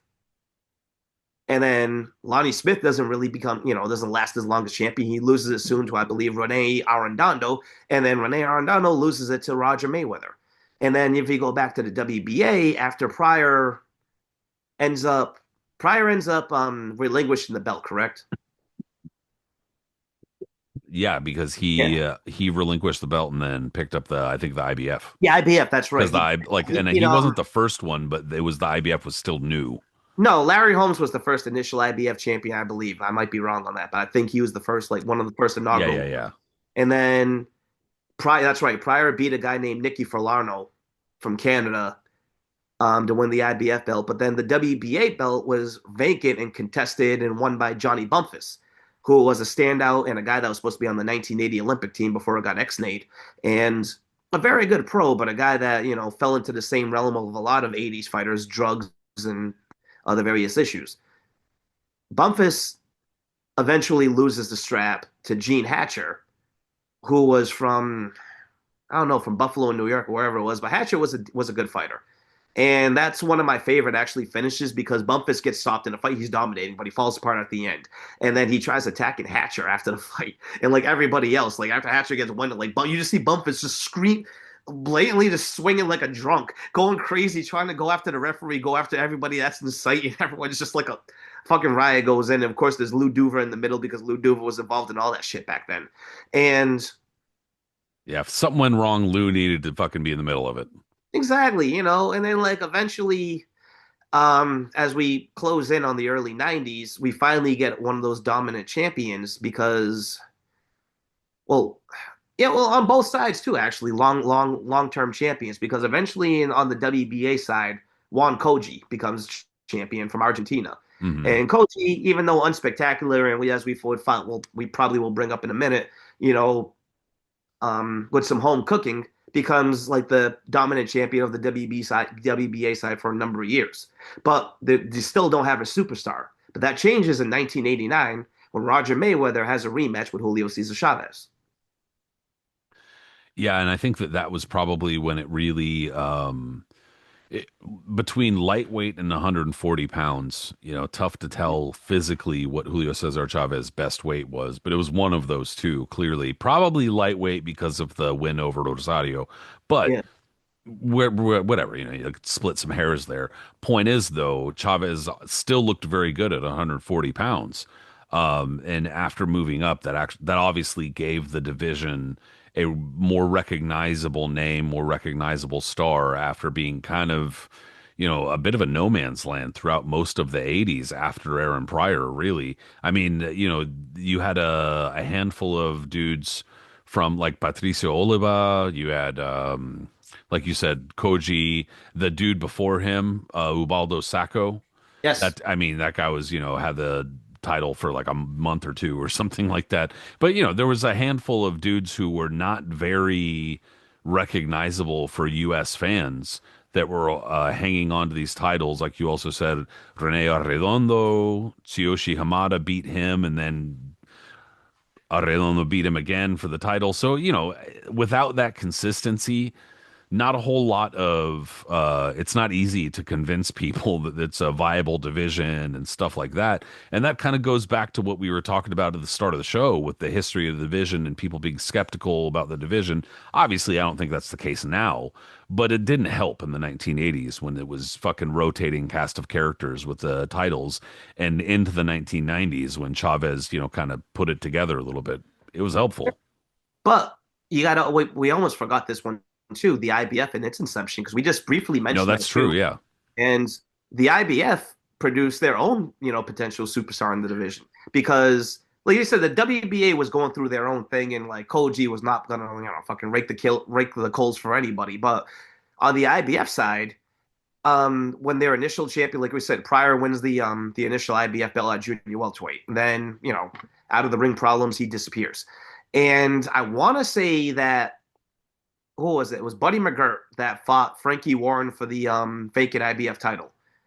And McGirt, his first loss in his career was to Frankie Warren, beats him in a rematch. Warren was a really good contender and a solid fighter, but one of those guys that just didn't quite make it over the hump, kind of like Ronnie Shields, the noted trainer then, because Ronnie Shields was a longtime junior welterweight contender, and Yeah, good amateur too. very good amateur. God, so many good amateurs back then. Fuck. And so Buddy McGirt becomes the IBF junior welterweight champion. I think after like the vacant title, correct? And after he beats Frankie Warren, he knocks out Howard Davis Jr., essentially ending his career. Now it went through a few dudes: Gary Hinton, Joe Manley, and Okay, Terry Marsh. that's But right. Oh, Tony Terry Marsh. Marsh Yeah, retired, and then Buddy McGirt picked up I the totally forgot vacant. about that. You're absolutely right. Yeah, Joe Manley was But another like I one. said, I think that sorry to interrupt you, but I think Oh, that also kind of like bolsters my point a little bit that with the rotating cast of the fucking yeah, champions, yeah, it's yeah, not yeah, yeah. helpful. No, not at all. Joe Manley was supposed to be a part of the 1980 Olympic team as well. The aforementioned team.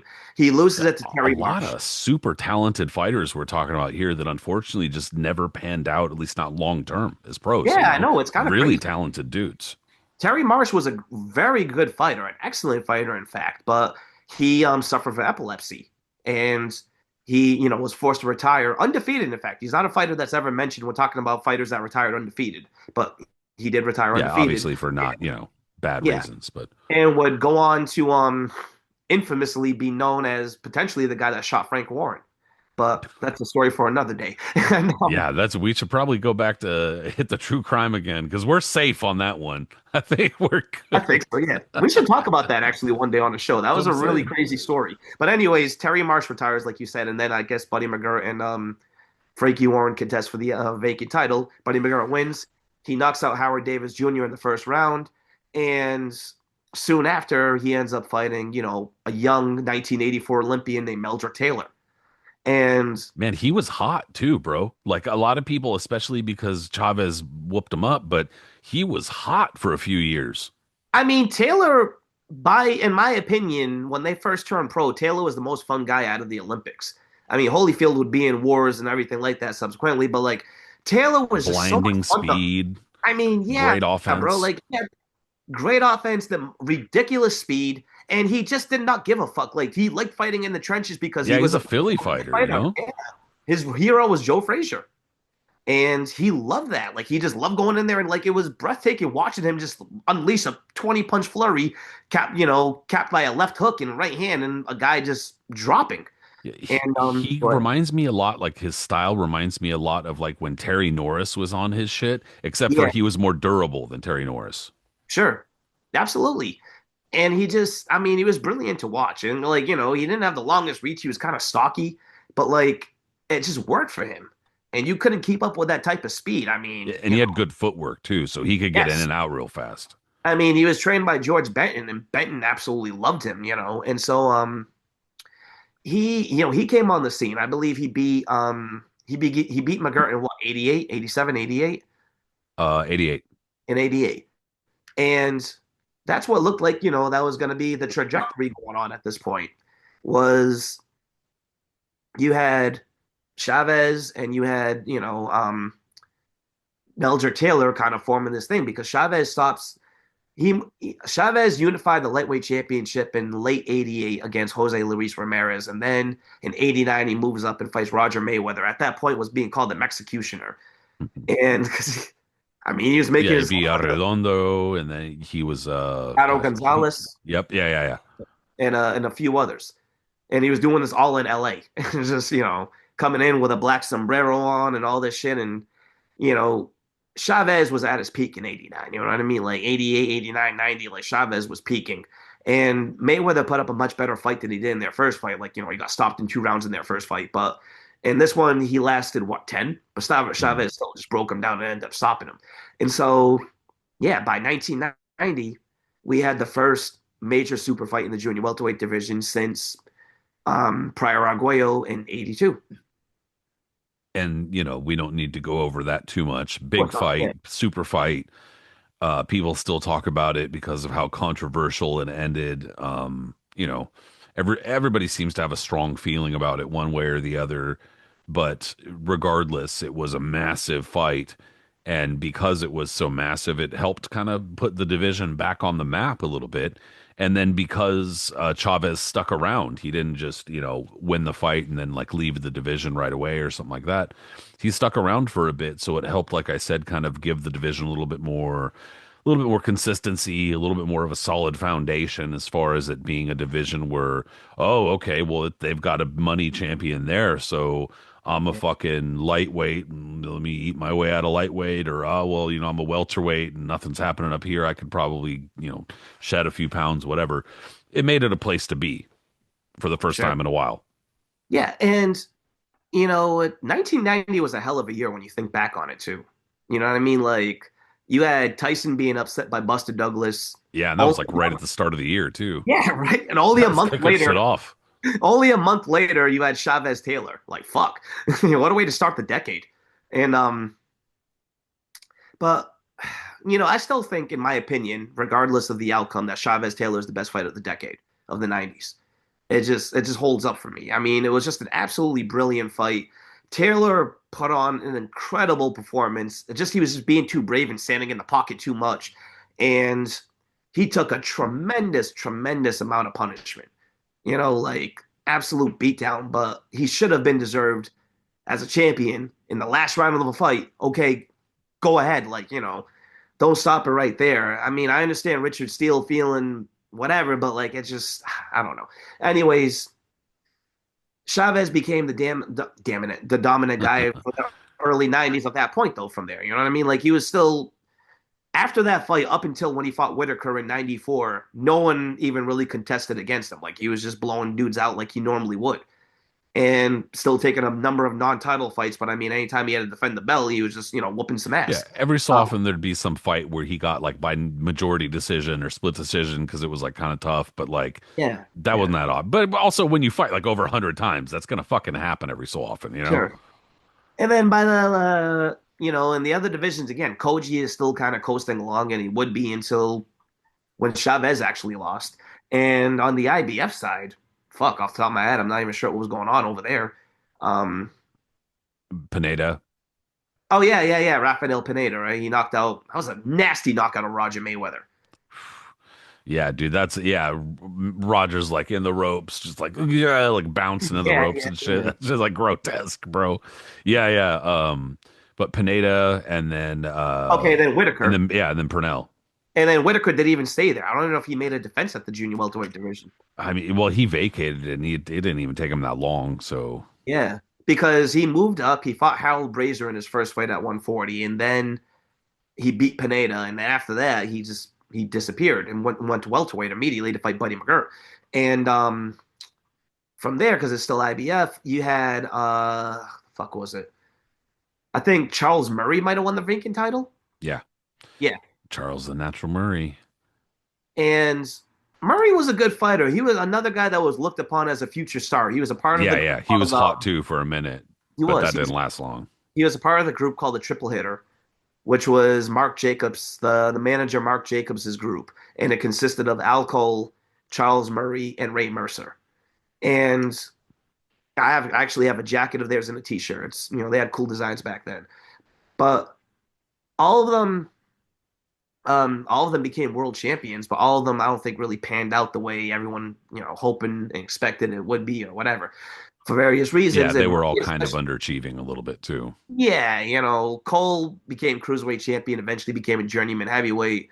Mercer, we've talked about plenty of times on the show, so you know his history. And then Murray, who we've never really talked about, but like there was big plans for him early on. Like there was people were just like, wow, he's going to be this guy and potentially challenge Chavez or whatever.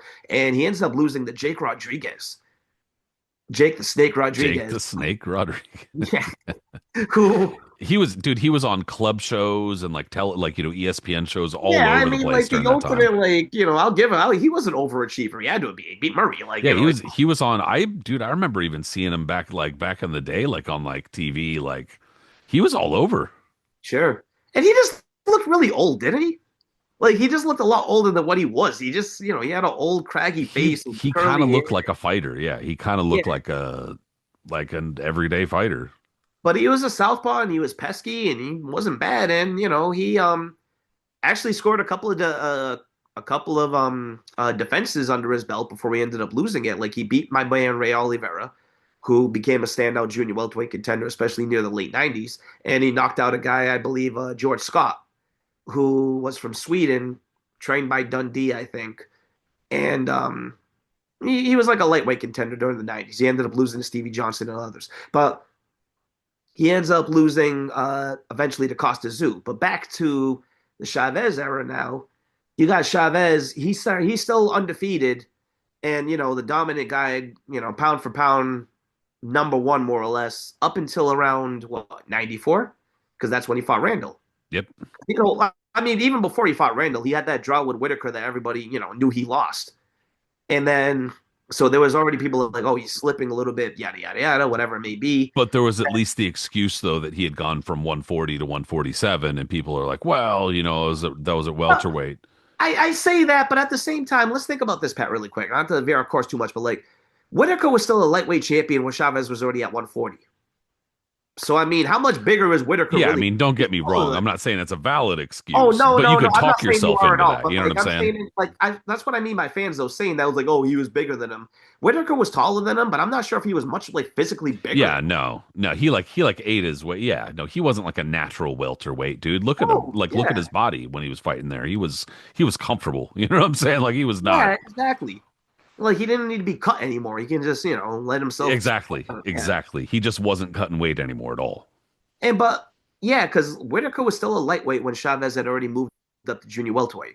When Whitaker moved up to junior welterweight, Chavez had already been junior welterweight for a number of years. And then when he went to welterweight, Chavez was still junior welterweight. It wasn't like Chavez was going up and fighting fucking Terry Norris, Yeah, which was yeah. actually There was just a few there was times. no hurry on anybody's part. So there was like the size difference was not. It was negligible. Like Yeah. nobody. You know what I I'm mean, saying? Whitaker just whooped his ass. Yeah, that was all just skill. There was no size. But in terms of anybody trying to convince themselves, like, oh well, just go back down to 140, Julio. Like it's all good. But in reality, that wasn't the case. But I think that that's what a lot of people felt at the time. However, as they learned very quickly with Randall, who was not a great fighter, not spectacular whatsoever, just good. But it was, but sometimes that's all that it takes to defeat a great fighter or perhaps a great fighter that slipped a little bit. So, what was he like 89 0-1? I think that was Yes. his Yeah. official record or whatever, even though he had a, wonky loss earlier in his career, whatever. Well, we won't get into that shit. But point is, that kind of ended at least the dominant Julio Cesar Chavez era. I mean, absolutely. And even then, it still pisses me off today because I love that fight. That was one of the first fights I remember my dad recording. I remember he was absolutely giddy that Chavez lost because he was already just annoyed with him, as I found out a lot of people were. You just get fed up by the like he was always babying about shit. Like he started whining a little bit after the Whitaker fight and all this other stuff, and then he took it to a whole nother level after the Randall fight. And they did everything in their power to try to rob Randall. Actually, the anniversary was like a day or two ago. Well, and they, yeah, it was yesterday, might have been yesterday, but he was already seen as somebody who was coddled by the WBC or favored by the WBC, not coddled, because he wasn't like, it wasn't like they were throwing light, shitty opposition at him, because he fought some good fighters, but they were, if anything ever came up where they could favor him, they would, type of thing. You know what I'm Yeah. saying? Like, so he already had that kind of reputation by that time. And let's think about this, right? He had 2 points deducted from him in that fight for low blows, valid ones, and then he gets dropped. So that's like 4 points, right? Tell me how Randall and this is bullshit too. Tell me how Randall only wins the fight by a point, and they're like, oh well, it was that close. It wasn't that It close. really wasn't. Like Chavez did come back in the middle rounds to like tighten it up a little bit, but like the point Bullshit. deduction, yeah, the point Bullshit. deduction and Randall dropping his ass in round 11 sealed the deal. Like there's no way that fight should have been only Randall winning by a fucking point. That shows you how much they were trying to save Chavez's record. And screw Randall, which they did immediately in the rematch because again, they had an immediate rematch. Chavez lost his shit after the first fight. Him and his interpreter, the I forgot that lady's name, but like she was Yeah, instigator von fucking instigator. uh, That lady was always up in some shit. She was so angry. She was even madder than Chavez. Like she was going, Yeah, like she she was was making almost shit going up. He wasn't even saying nothing, and she was saying shit. Like he wasn't even saying words with his mouth, and she was like yeah, blah blah blah blah blah blah blah. I'm like, bro, he didn't even say that. What are you talking that's all about? he wants. That's all he wants. Yeah, He just wants a rematch. That's all he wants. What the hell? You know what I mean? He's gonna sue him. He's gonna do this. Talking yeah, about Rick. like that's not even what that's not even what he said. Yeah, she was just making shit up, bro. That She shit was was hilarious. so mad, and I get it. Like, I mean, listen, you never saw her because there's always like Ray She about to Torres. lose her meal ticket. That's why I'm saying, yeah, because like she's about to lose her job. she wasn't like the general, interpreter like you have Ray Torres or one of those other guys doing it all the time. You know what I mean? Like Yeah, I was like his Torres was the posse only and one she shit. was working for. Yeah, it was like a personal thing. So like, Yeah, yeah. one motherfucker's But got like a personal physician. That was his personal translator. and then in the rematch, Randall, who was controlling the fight, and it looked like he was on his way to another victory, and then Chavez gets a cut from a headbutt, and then that dumbass rule from the WBC where they take a point away, and Chavez like, oh, he's ahead in the fight, and no, he wasn't. Like Randall was winning that, and he might have been on his way to possibly stopping Chavez, but they fucked him. And then from there, Chavez, went on to reign for a number of more years. So this is where the WBA comes in again, because after this, Don King knows that he fucks Randall. He absolutely. I mean, like he needed Chavez to become champion again, and so to give him like to throw him a bone, a consolation prize. Hey, I'll give you Juan Koji on the WBA side, and poor Frankie Randall, man, a guy that like it was almost like he was punished throughout the rest of his career just for beating Chavez that one time. You know what I mean? Because like that dude just had bad luck habitually for some shit, and so he beats Juan Koji, like we said, who had been a longtime champion from the late '80s at that point, and he beats him comprehensively. I forgot it was on the undercard of something, but like Randall dropped him a few times and won a rather wide decision. I think he might have got dropped too, but he becomes WBA champ. Now to show you how much they want to fuck with him, before the rematch, he was going to have a rematch with Koji in Florida. I think at some place called the High Lie Stadium or some shit like that. He Randall never actually received his WBA title. So Ring Magazine made a little blurb about it where they talked about how they wanted to photograph Randall with the belt, do a feature on him. And they had every time they called him, they were like, yo, did you get the belt yet? No. Did you get the belt yet? No. And so actually, I think he finally got the belt at the weigh-in for the fucking rematch with Koji or something like that. Because at that point, there was two other champions on that card. Nate Miller was defending his title, and the junior flyweight champion Ha Young Choi was defending his title too. Both of them were WBA champions, and they were going to ask if they could just borrow one of their belts for Randall to be photographed So in. whack. Absolutely bullshit. You know what I mean? Ridiculous. And so it's fucked up. And then Randall gets absolutely screwed in the rematch. He gets dropped early against Koji, who was a puncher, and struggled a kind of little bit in the first two rounds, but then started getting in control. Dropped Koji, I think, and like was on his way to another victory until was it round four or so? Randall hits, they clash heads, and it doesn't look like a crazy, clash of heads where someone should be like stricken badly, but Koji goes down and plays the same part that who was it that the guy that Terry Norris, Luis Santana. He Yeah. pulls Luis Santana and just lays there unconscious. And so instead of disqualifying Randall, they go to the scorecards and Yeah, Randall but is it's like exaggerate, even worse than Luis Santana. it Like was he's like being like rolls around a few times and then just goes like, yeah, and just lays there absolutely like a corpse, exactly. like somebody shot his ass. It's like, dude, come on, bro. Santana apparently had acting skills and like was able to play it off a little bit. Like Koji just fucking sucked at it. He just, he got headbutted in the cheek. It was just like bink, and he was like, and so he does that, and then and the most surreal scene because like I said, Randall got dropped in like the second round or so. He lost by a point in a fight he was on his way to winning, and then in the most surreal scene you can imagine, and this was photographed all over the Ring magazine. Koji's kid and his managers and everyone else. Koji's on a stretcher, by the way, right? He has an oxygen mask on him. He's about to be taken out of the ring. Instead of anyone having any worry about it, Koji's kid is on Koji's trainer's shoulders, and he's holding the belt up, and they're celebrating and cheering and running around the ring with that title, not worried a fucking thing about their Yeah, dad. like your dad's dying. Yeah, Like he's dying. yeah, your dad is apparently, No, and instead of them, they're just sitting there like, yeah, Yeah, like dude, they're like fucking like doing cartwheels and shit like that. Nah. absolutely ridiculous, man. Get the fuck out of here, you know? So poor Well, Randall.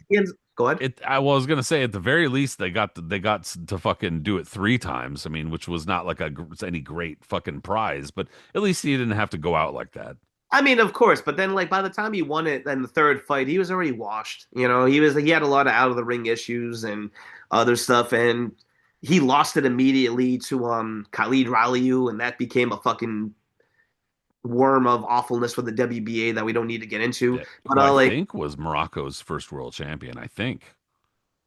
probably he was based in France, but Yeah, because I know that there were a bunch of French fighters back in the day who were born in North Africa, so I'd have to look. But he might you have might been the first Moroccan world I champion. think you might be right. But I mean, I remember watching that on Showtime. He put on a brilliant performance in stopping Randall.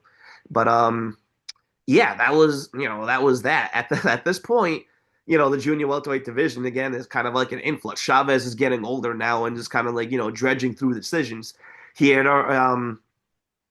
well he at by 96. Well, actually no, I take that back because by 96 it started getting hot again. And the reason why I'm not talking about the WBA side because that was not hot at all, but on the IBF side, you had Costa Zoo on the scene now, who has stopped Jake Rodriguez and was on his way to stardom. And then over not from Costa Zoo on the WBC side, Oscar De La Hoya made a pit stop in the division, stopping Chavez and then beating Miguel Angel Gonzalez. Mhm. Yeah, and so I mean, at least there was action going on in the division. It wasn't Yeah. dormant or anything like that, like it had been years before. But there was, at the very least, there was new blood getting pumped into the division, and that was coming up pretty soon. That was going to start happening in the late '90s and early 2000s.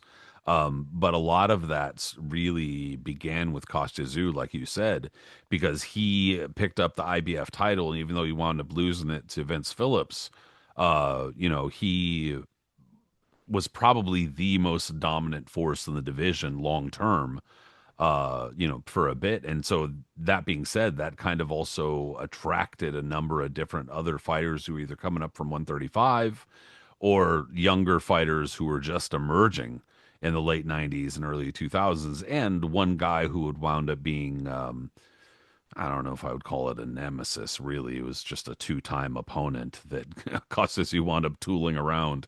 And that was Sharmba Mitchell, poor Yeah, yeah, Sharmba yeah. Mitchell. But he also, apart from facing Costa Zoo, did well into the division. It was just every time he got in with Zoo, he got fucked up. Well, that was the thing. So, like, Zoo becomes IBF champion. Like you said, he loses it to Vince Phillips in an incredible fight. And it was a big upset, too. Zoo was not supposed to lose that fight. And there was a lot of questions about Zoo after that. As any time a big puncher and a, superstar, potential superstar suffers their first loss, oh, he's been exposed. Zoo can't miss, you can't miss him with a right hand. No, no, no, no, no, no, no, all this stuff. And Yeah, like, and Vince had to go through hell to get that win too. That shit I was mean, not easy. it was a bloody, beaten up mess, man. A lot of other guys would have, succumbed to Zoo's Exactly. onslaught. He had to go through hell and back to get that. But Phillips was looked upon as the welterweight, like the best junior welterweight of that time. Well, for a couple of years, you know what I mean. Like, and he looked good too. He had a great knockout, and I liked Vince Phillips when he was coming up. He seemed like a guy that was easy to root for, from his addictions in the past and all that other shit. But like, he lost. He ended up knocking out the guy. What was it, Alfonso Sanchez? He knocked him out on one round on HBO. He beat Freddie Pendleton. I want to say he had another defense. I might not. I might be wrong, but he ended up losing it around 1999 Was to that Mickey Ward?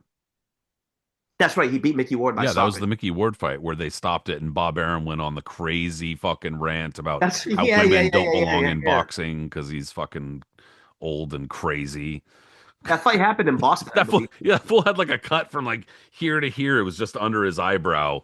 And so like the woman doctor stopped it and Bob Arum's going off about how women don't belong in boxing. And people still say that about that fight when I post shit about it on my fucking page. I'm like, you people are nuts.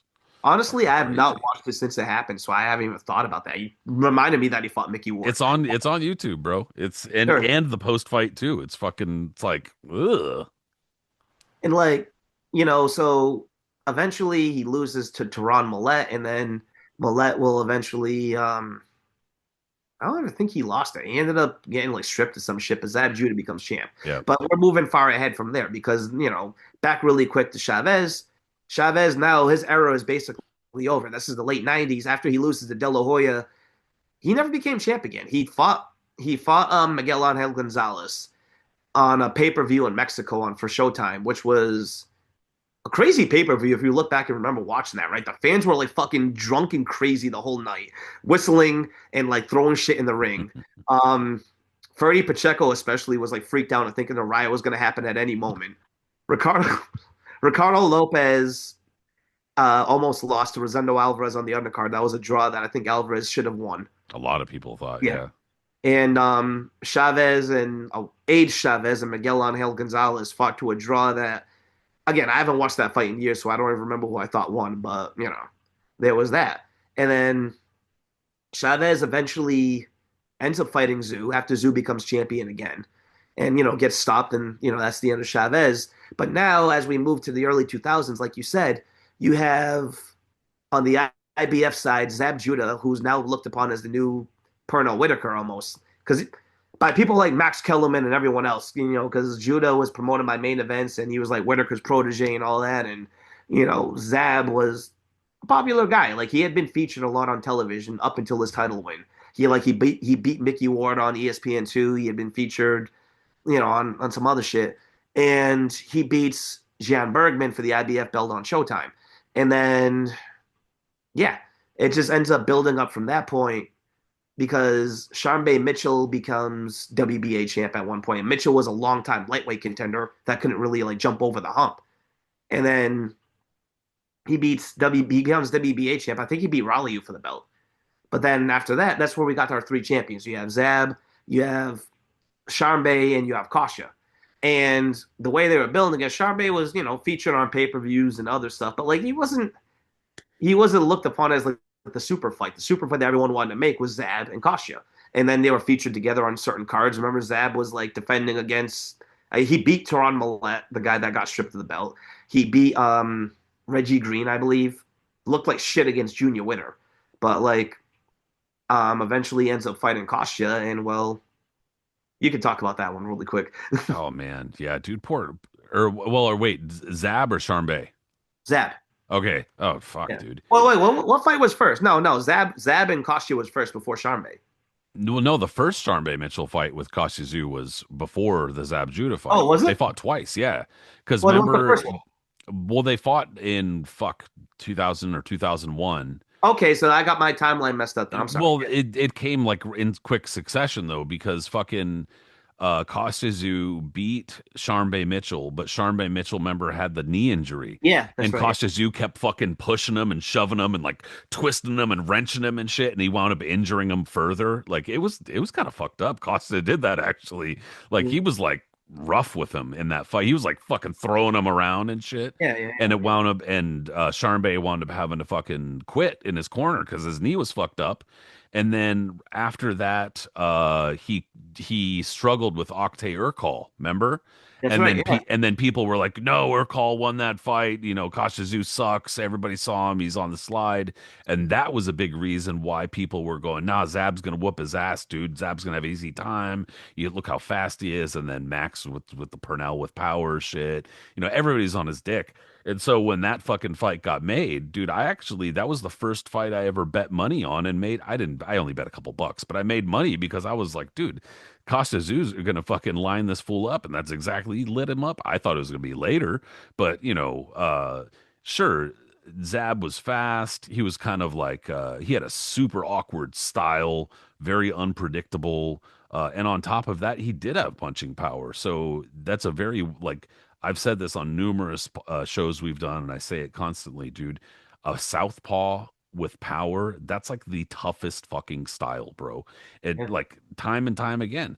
And so regardless, Zab looked good in the round one. Everybody saw it. He was kind of lighting Zoo up a little bit. I didn't really think Zoo looked hurt. I know a lot of people are like, "Oh, he was kicking his ass. He was fucking him up." I don't think he was fucking him up. He was definitely punching him, but he wasn't fucking him up. But then, sure enough, toward the end of round two, dudes, you could see Zoo was lining up that right hand for like a minute and a half. Like that whole time, he was just following him, fucking tracking him, tracking him, tracking him. Then finally timed it, missed it by this much, and Mhm. then threw it like 3 seconds later and landed it. Poor Zab, bro. That guy will like forever be defined by that shit. But he reacted so poorly by it. Like you got caught. You got caught. The fight's over. You got knocked down like 3 times from one punch. It's over. And then he decided to throw a bench, try to choke Jay Nady. That part I kind of agree with. But that guy sucked so bad as a referee. But in this instance, he was correct. But that was seen as a, I don't want to say a super fight, but it was definitely a big fight at the time for sure. No, Showtime, that was a big fight for Showtime. That was, one of those ones they were building toward too, because Were they, you like I said, working? no, fuck, I was in high school. Damn. All right. All Yeah. right. My timeline's off then. Yeah, yeah. I was like 2001. I was like probably a sophomore in high school or something when that happened. Um, it was, yeah, that was like you summed it up perfectly because Zab was the favorite in the fight and he looked good in I the first remember the round. build up Like, to that shit really well. Yeah. yeah, Zab, he looked good in the first round, but he wasn't like, oh my God, he's beating the shit out of Zoo. Like, Zoo had a worse first round against Dio Bellis Hurtado Oh yeah, when, he was hurt. yeah, when he won the vacant title, I think it was in that fight. And that was a hell of a scrap too. That doesn't get brought up Yeah, it was enough. like six Like, knockdowns or something.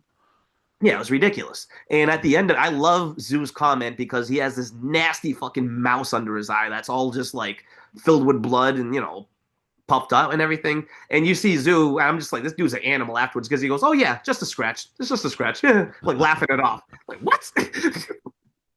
No goddamn scratch. That looked like the shit that Mickey And had to cut in Rocky One. And and so and then he gave an extra reason for everybody to believe him a hero when he put fucking Jim Gray when he checked Jim Gray. yeah, Remember, that's when he Jim said, "Don't Gray's be like, rude." Kostya. He was like interrupting him and shit. He goes, please do not be rude to me. Yeah, bro, don't fuck with him. You know what I mean? Like, and he that was a big one when he ended up dropping Judah like that. That was that was massive, And we come to find out too that like Costa Zoo is one of those guys that like that's why I think it would have been fascinating him and Mayweather because Costa was one of those guys that was like kryptonite to boxers. Like if you really dug in him and really grounded him, as the Vince Phillips fight showed, and Ricky Hatton later on, you would have success and could beat him or whatever. But like if you were just trying to box him, he showed that in the amateurs when he beat Vernon Forrest, and I think he beat Shane Mosley. I'm not sure about that, but like proved himself. He was the world champion and in the amateur world champion, Mhm. and then as a pro too. Like he was just one of those guys. His timing was just brilliant. Like he just knew about space and distance and like yeah he can get tagged stuff like that. But once he got his fucking timing down and the spacing of what he wanted to do with that fucking right hand, bro. I mean absolute radar. Great fighter. It's absolute great fighter. Yeah, the only fighter that I can ever remember him like going, "Oh shit," was Ben Tacky, and that wasn't even an "oh shit." He was more just like, "I'm not taking risks." Yeah. Oh, and the same. I remember that night too because that was the same night as Ward Gotti, and for whatever reason, I thought Taki Zoo was going to be even better than Ward Gotti. Like I thought Gotti was going to be just Yeah, boxing rings Tacky while was a Ward. And fucking, I mean, he was kind of basic in terms of skill, but dude was a fucking hitter. And I remember when he he was on a fucking, run at that time too. He had knocked out Robert Garcia and a yeah, couple. Yeah, that shit was a fucking woo. yeah. Yeah, that was a bad knockout too. So I thought for sure, I was like, oh hell yeah, dude, let's get Ben Tacky in there. But he just didn't have he wasn't on that level, unfortunately. Nah, But he Zoo just just boxed on wasn't his having turn. it. Absolutely, no. Zoo wasn't taking risks. He boxed him and looked brilliant doing it. But from there, again, well, we're almost coming to the current age now, but I mean, like, Mayweather came in soon after that and moved up from lightweight. Um, I forgot who Mayweather beat. Oh, did he beat Chop Chop for the vacant title or something like that? Or I don't know who he beat. Who doesn't? No, no, Gotti. Oh, it was Gotti. Yeah, dude, that was the WBC title. I'm pretty sure. Okay, yeah, that's right. Because Gotti had come back too at that point. Gotti Let had me his double check. resurgence. Yeah, yeah, Gotti. Yeah, Okay, because Gotti had his resurgence um, in the early 2000s. I don't want to it say late 90s. He was doing it got bad. all split up, just like with all of these fucking things we're talking about. A lot of the fucking shit has to do with sanctioning body machinations and dipshittery.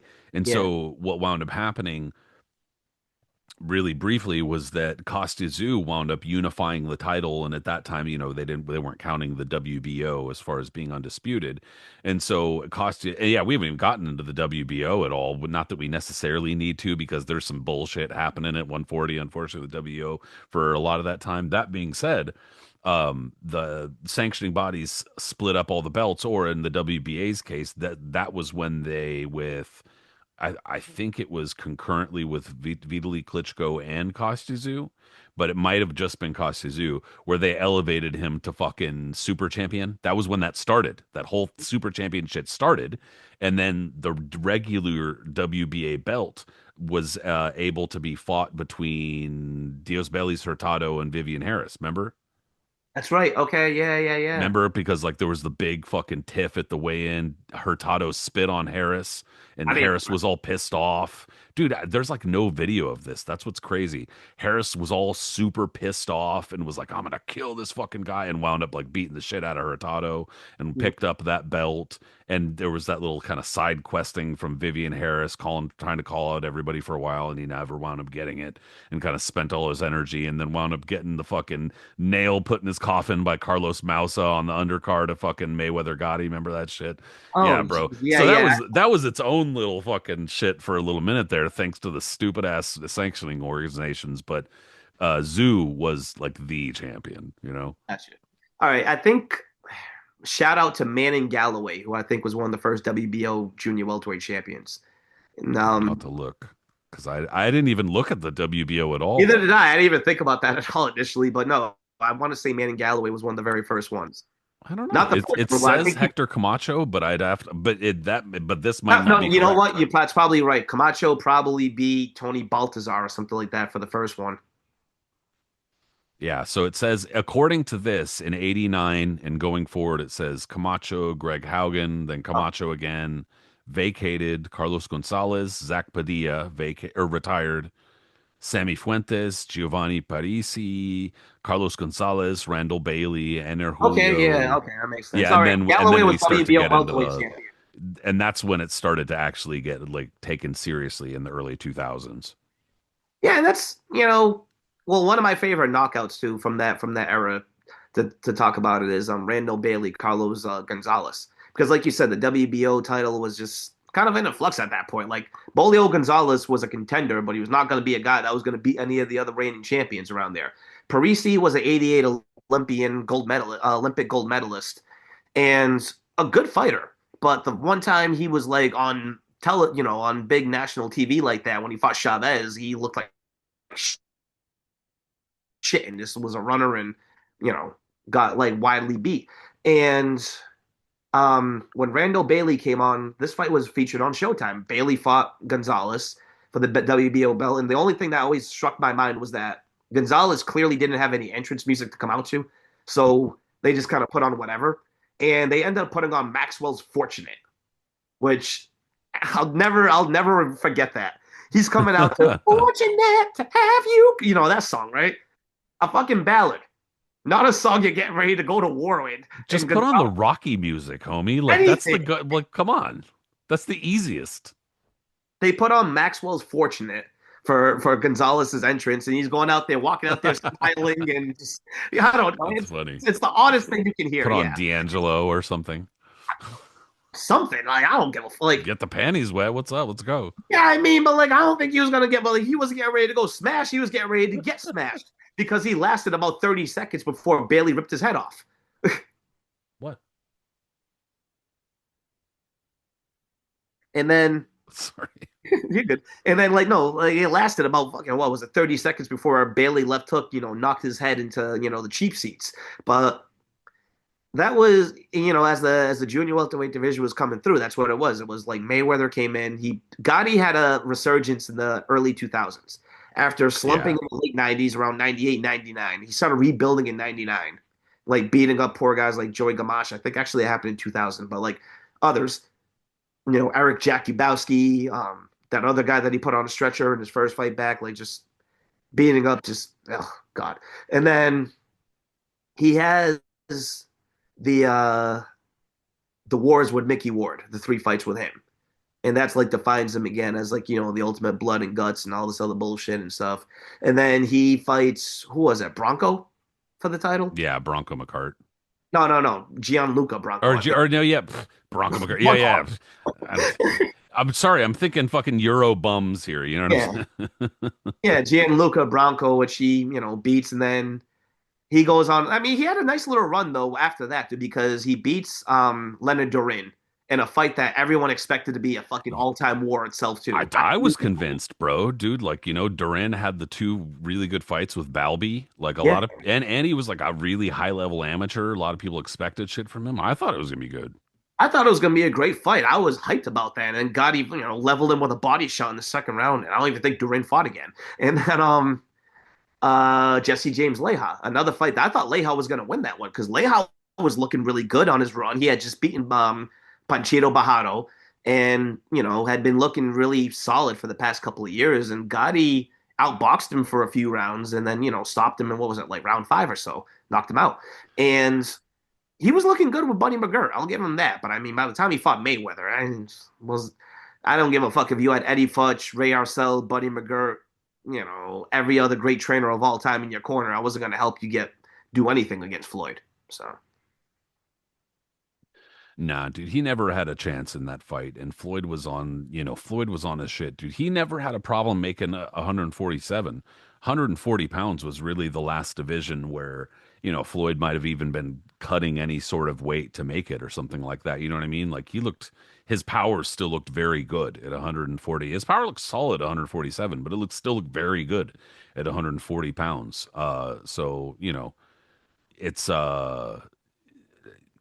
I wish he would have stayed a little bit longer there, but the money was at 147 pounds, and I obviously understand that Floyd Mayweather, especially in hindsight, probably had a much clearer plan in mind for what he was going to do with his career and executed that plan. But it also left the 140-pound division when he, vacated. It left the 140-pound division with a bit of a hole, and it kind of had to recover for a little bit from there, from the mid 2000s, almost to currently, really. It's only been in the last handful of years that's kind of pulled itself together. sure, we Ricky Hatton, another one that I'll bring up now too, is that he came on the scene. He was already popular for a while, especially in the UK, obviously, and he had been featured on Showtime, Showbox specifically. And before he ended up fighting Costa Azul, like he was built up on Showtime. Like, yeah, I remember he fought, what was it, Freddie Pendleton for his first fight, I think was on Showbox. He beat this Irish guy that I can't remember his name. That was like kind of a big fight over there for the time because he was WBU champion for a number of years. You got to remember Eamon Eamon something. McGee. Yeah. He beat my guy Ray Oliveira. He stopped him. He beat a number of guys. Like I mean, I think Ben Tacky was another one. Like he was. Didn't he beat Vince Phillips? That's right. He did beat Vince Phillips. Yeah. That was on Showtime, actually. Yeah. And he was built, he built up a nice record to the point where his fight with Zoo was a big one on Showtime. Not a super fight, but one of those fights where in today's market, they would be on pay-per-view, I think. Oh yeah, for Yeah. sure. Especially given how popular Hatton already was in Manchester. You Yeah, know, it would be one of those DAZN pay-per-views. oh yeah, there's no question. Basically any fucking excuse for them to put something on pay-per-view or try to squeeze a couple extra bucks out of it, they would do. But it would make sense on pay-per-view now too. Sure. And it's, but Hatton put on a career best performance in that fight, like an absolute superstar performance. And it was the changing of the guard there too, because Floyd had already done that coming up, moving up, stopping Gotti. And subsequently, I think this was at welterweight still, but I mean, he ends up beating Charmaine Mitchell and, kind of finishing him and others like that. But Zoo, the long reigning, on and off, only for a hiccup from the 90s up until the mid 2000s, finally being upended by Hatton, that like reigned in, like you said, like a new era.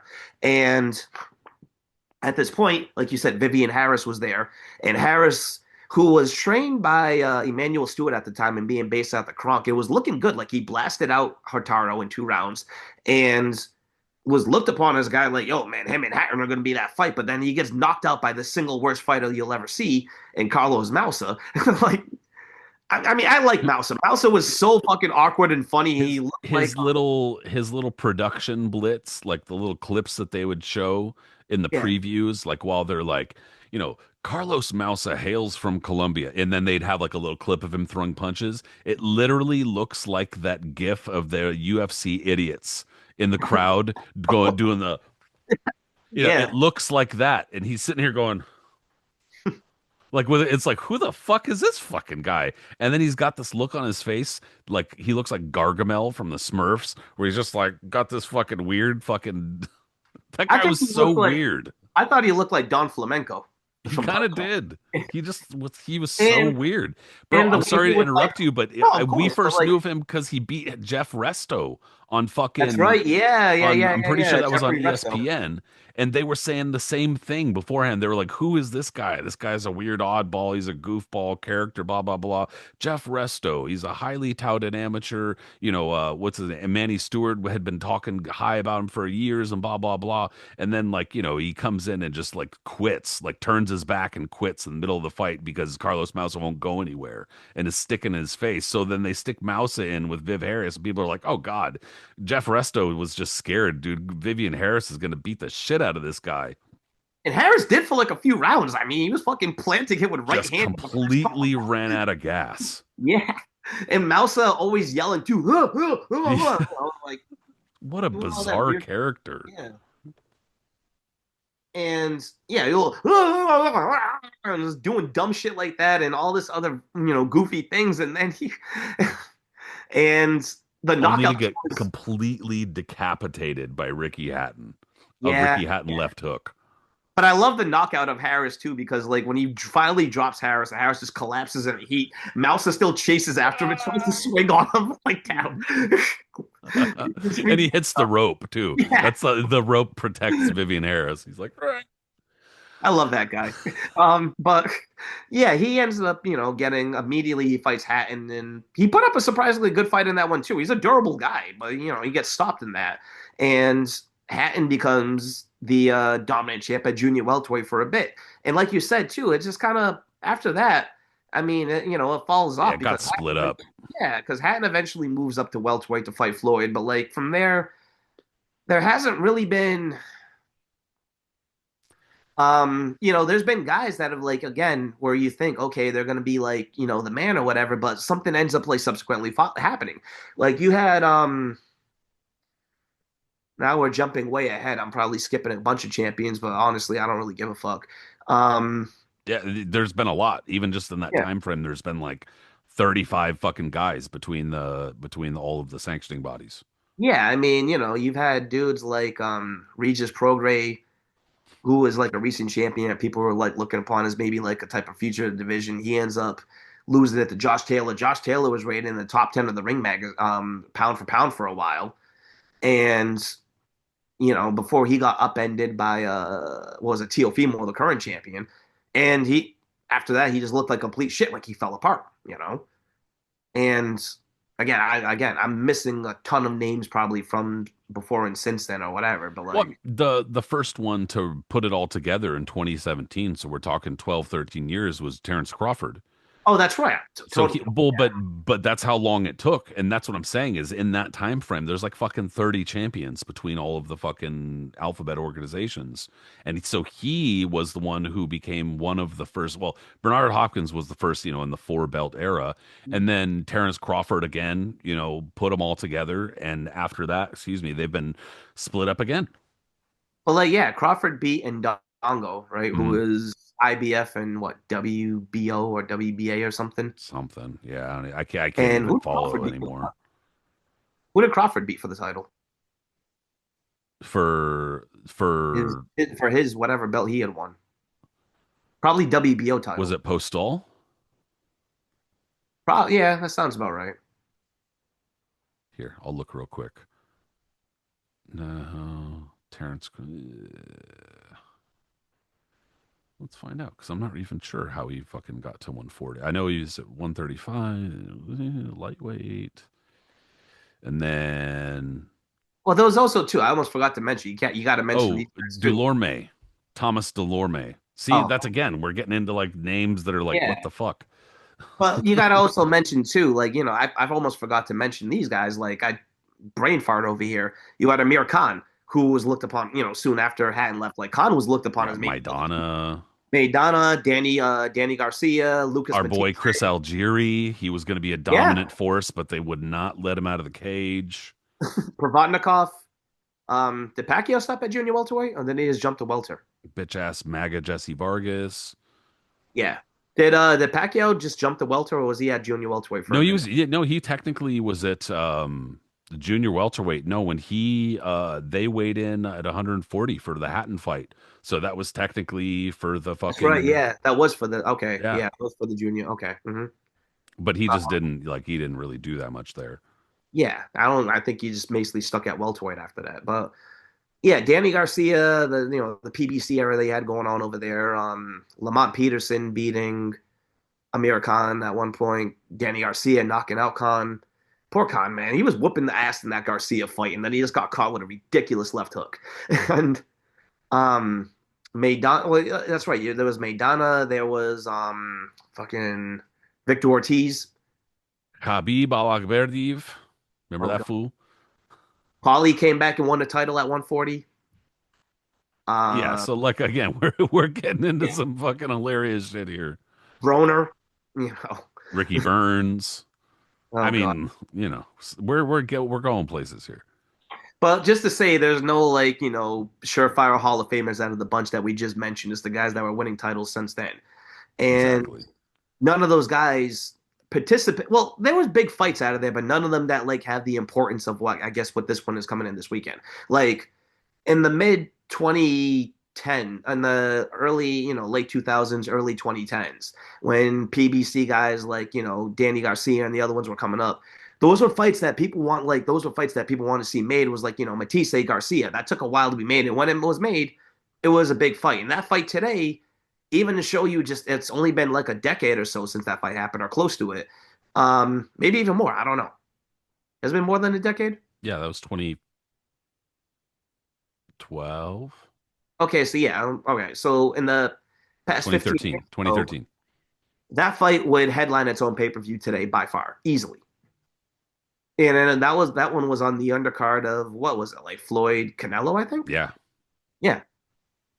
And so that's kind of crazy. And then Well, the fact that they even put it on there, people were tripping. That just goes to show you how conditioned we've been to the dumb shit.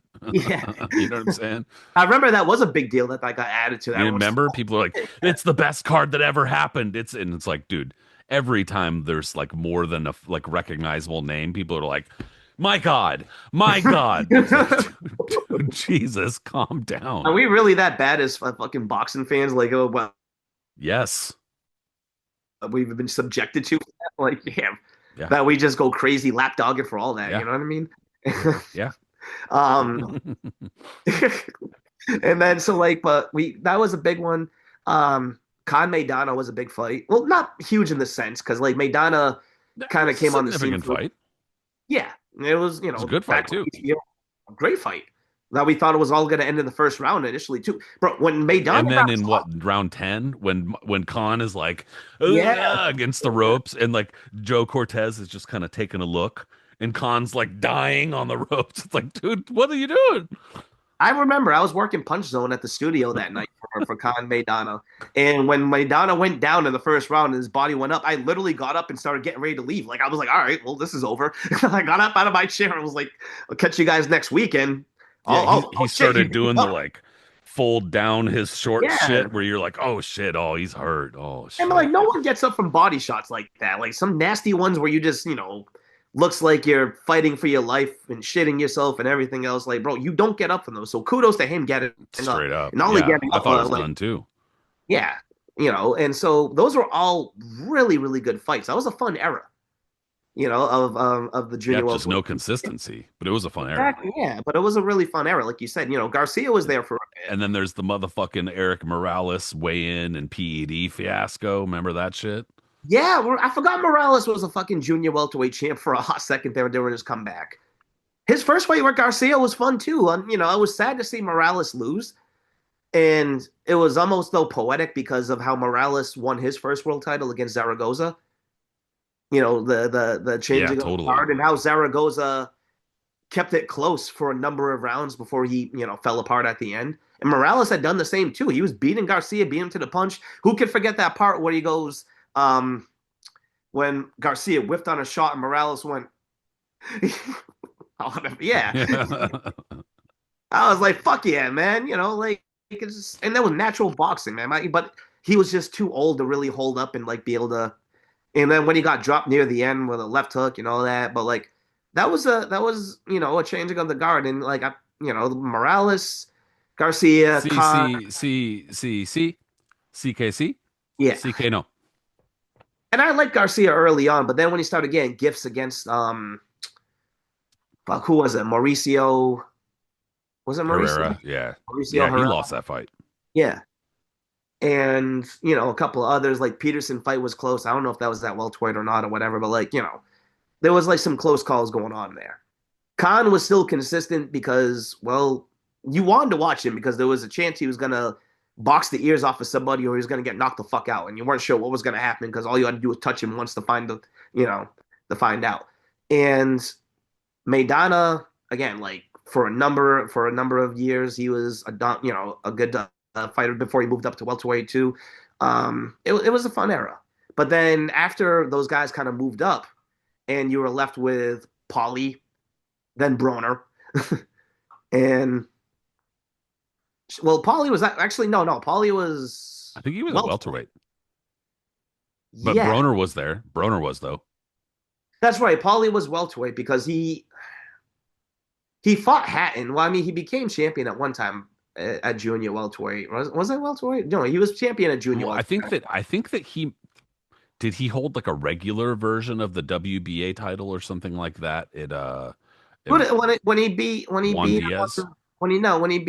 what's his face there, Endu. That was junior welterweight, wasn't it? I don't even know to be honest. Yeah. I But feel like yes, but I'm not sure.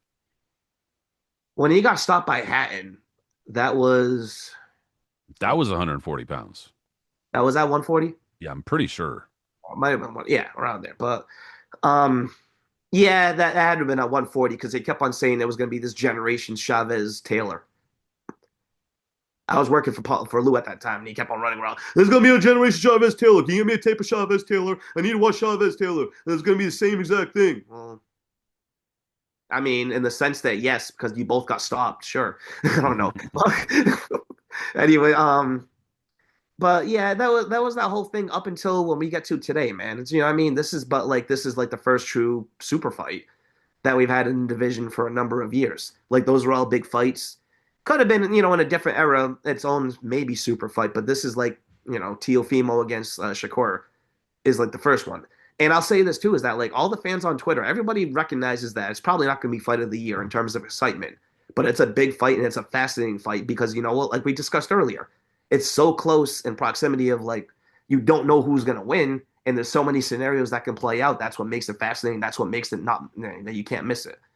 And so to sum up the junior welterweight division, you know, I got to, you got to give it to him, man, because like for one of the oldest ones that has come, well, one of the oldest junior divisions that came to, for a fact that it was actually dormant for a number of years, and they're like, fuck it, it's no one, to it getting resurrected, and all of the all-time greats that have come through the division. I mean, it holds its significance over the years, especially much more than say like cruiserweight, super middleweight, all these other ones. I mean, like junior welterweight division, you can't ignore its importance. No question, dude. There's been a lot of all-time greats that have come through the division. Manny Pacquiao, Carlos Ortiz. We could just fucking go down. We've already talked about them I all, mean, so we don't some need to all-time great rehash like it. top But tens too, like Barney Ross. Like you just Canzaneri, literally all-time greats who are like within the, top 10, 15 fighters of all time, type of all-time greats. A lot of them, a lot of surprising amount has come through the division. And so there's a lot of history there. A lot of the history is very weird, obviously, as we started out saying with the boxing blade and all that shit. And a lot of the history also has been made weird by the alphabet organizations and some of the fighters, but there's a lot of really great history there, a ton of great fights. We basically just scratched the surface. I mean, we went through a lot of detail, but we only scratched the surface as far as what the actual history is that's there. So, I mean, as always, I encourage people to go look for themselves. Go look through the fighters' records yourselves, watch the fights yourselves, etc. But And also one hopefully, of the most fun divisions, not to cut you off, but one of the most fun divisions to make hypothetical matchups out of, like all-time greats. You know what I mean? You can just match any guy. Benitez against Floyd, you yep, know, put a lightweight versus a welterweight, but make it a 140. You know what yeah, I'm saying? you know what I Like, mean? Chavez against Loche. This one, that one, like whatever you want to think, like just it's a great division. Yeah. and I will say one last thing before we get going that I forgot to say before is that historically, the leap from 140 to 147 is historically one of the most difficult in boxing, without question. It's you just look right on fucking paper. How many fighters did great at 135 and 140 and then went to 147 and didn't Yeah. happen. It's a massive gap. So great division, great history. I hope that everybody's able. First of all, I hope that it's a great fight this weekend because I always hope it's a great fight, just for the sake of us and our entertainment, but also the sake of the sport, the sake of the history, all that type of stuff. But I hope that people enjoyed the fact that it's got some history coming into this weekend and that we kind of were able to hopefully condense a little bit. So, Eris, much appreciated, bro, as always. Same. Enjoy the fights this weekend, and till next time. Everybody, thank you so much for sticking with us. Sorry for the brief interruption. There's not a fucking thing we can do about the ice roaming the streets that everybody's slipping on. But you know what I'm saying? Take it easy, stay safe. If you listened on the podcast, go ahead and subscribe to us there. Leave us a little rating. That's helpful. If you watched on YouTube, what's up? Sorry, I'm ugly. Go ahead and subscribe on there and leave us a comment. If it's about being ugly, go fuck yourself. Eris, we'll talk soon. Have a good one.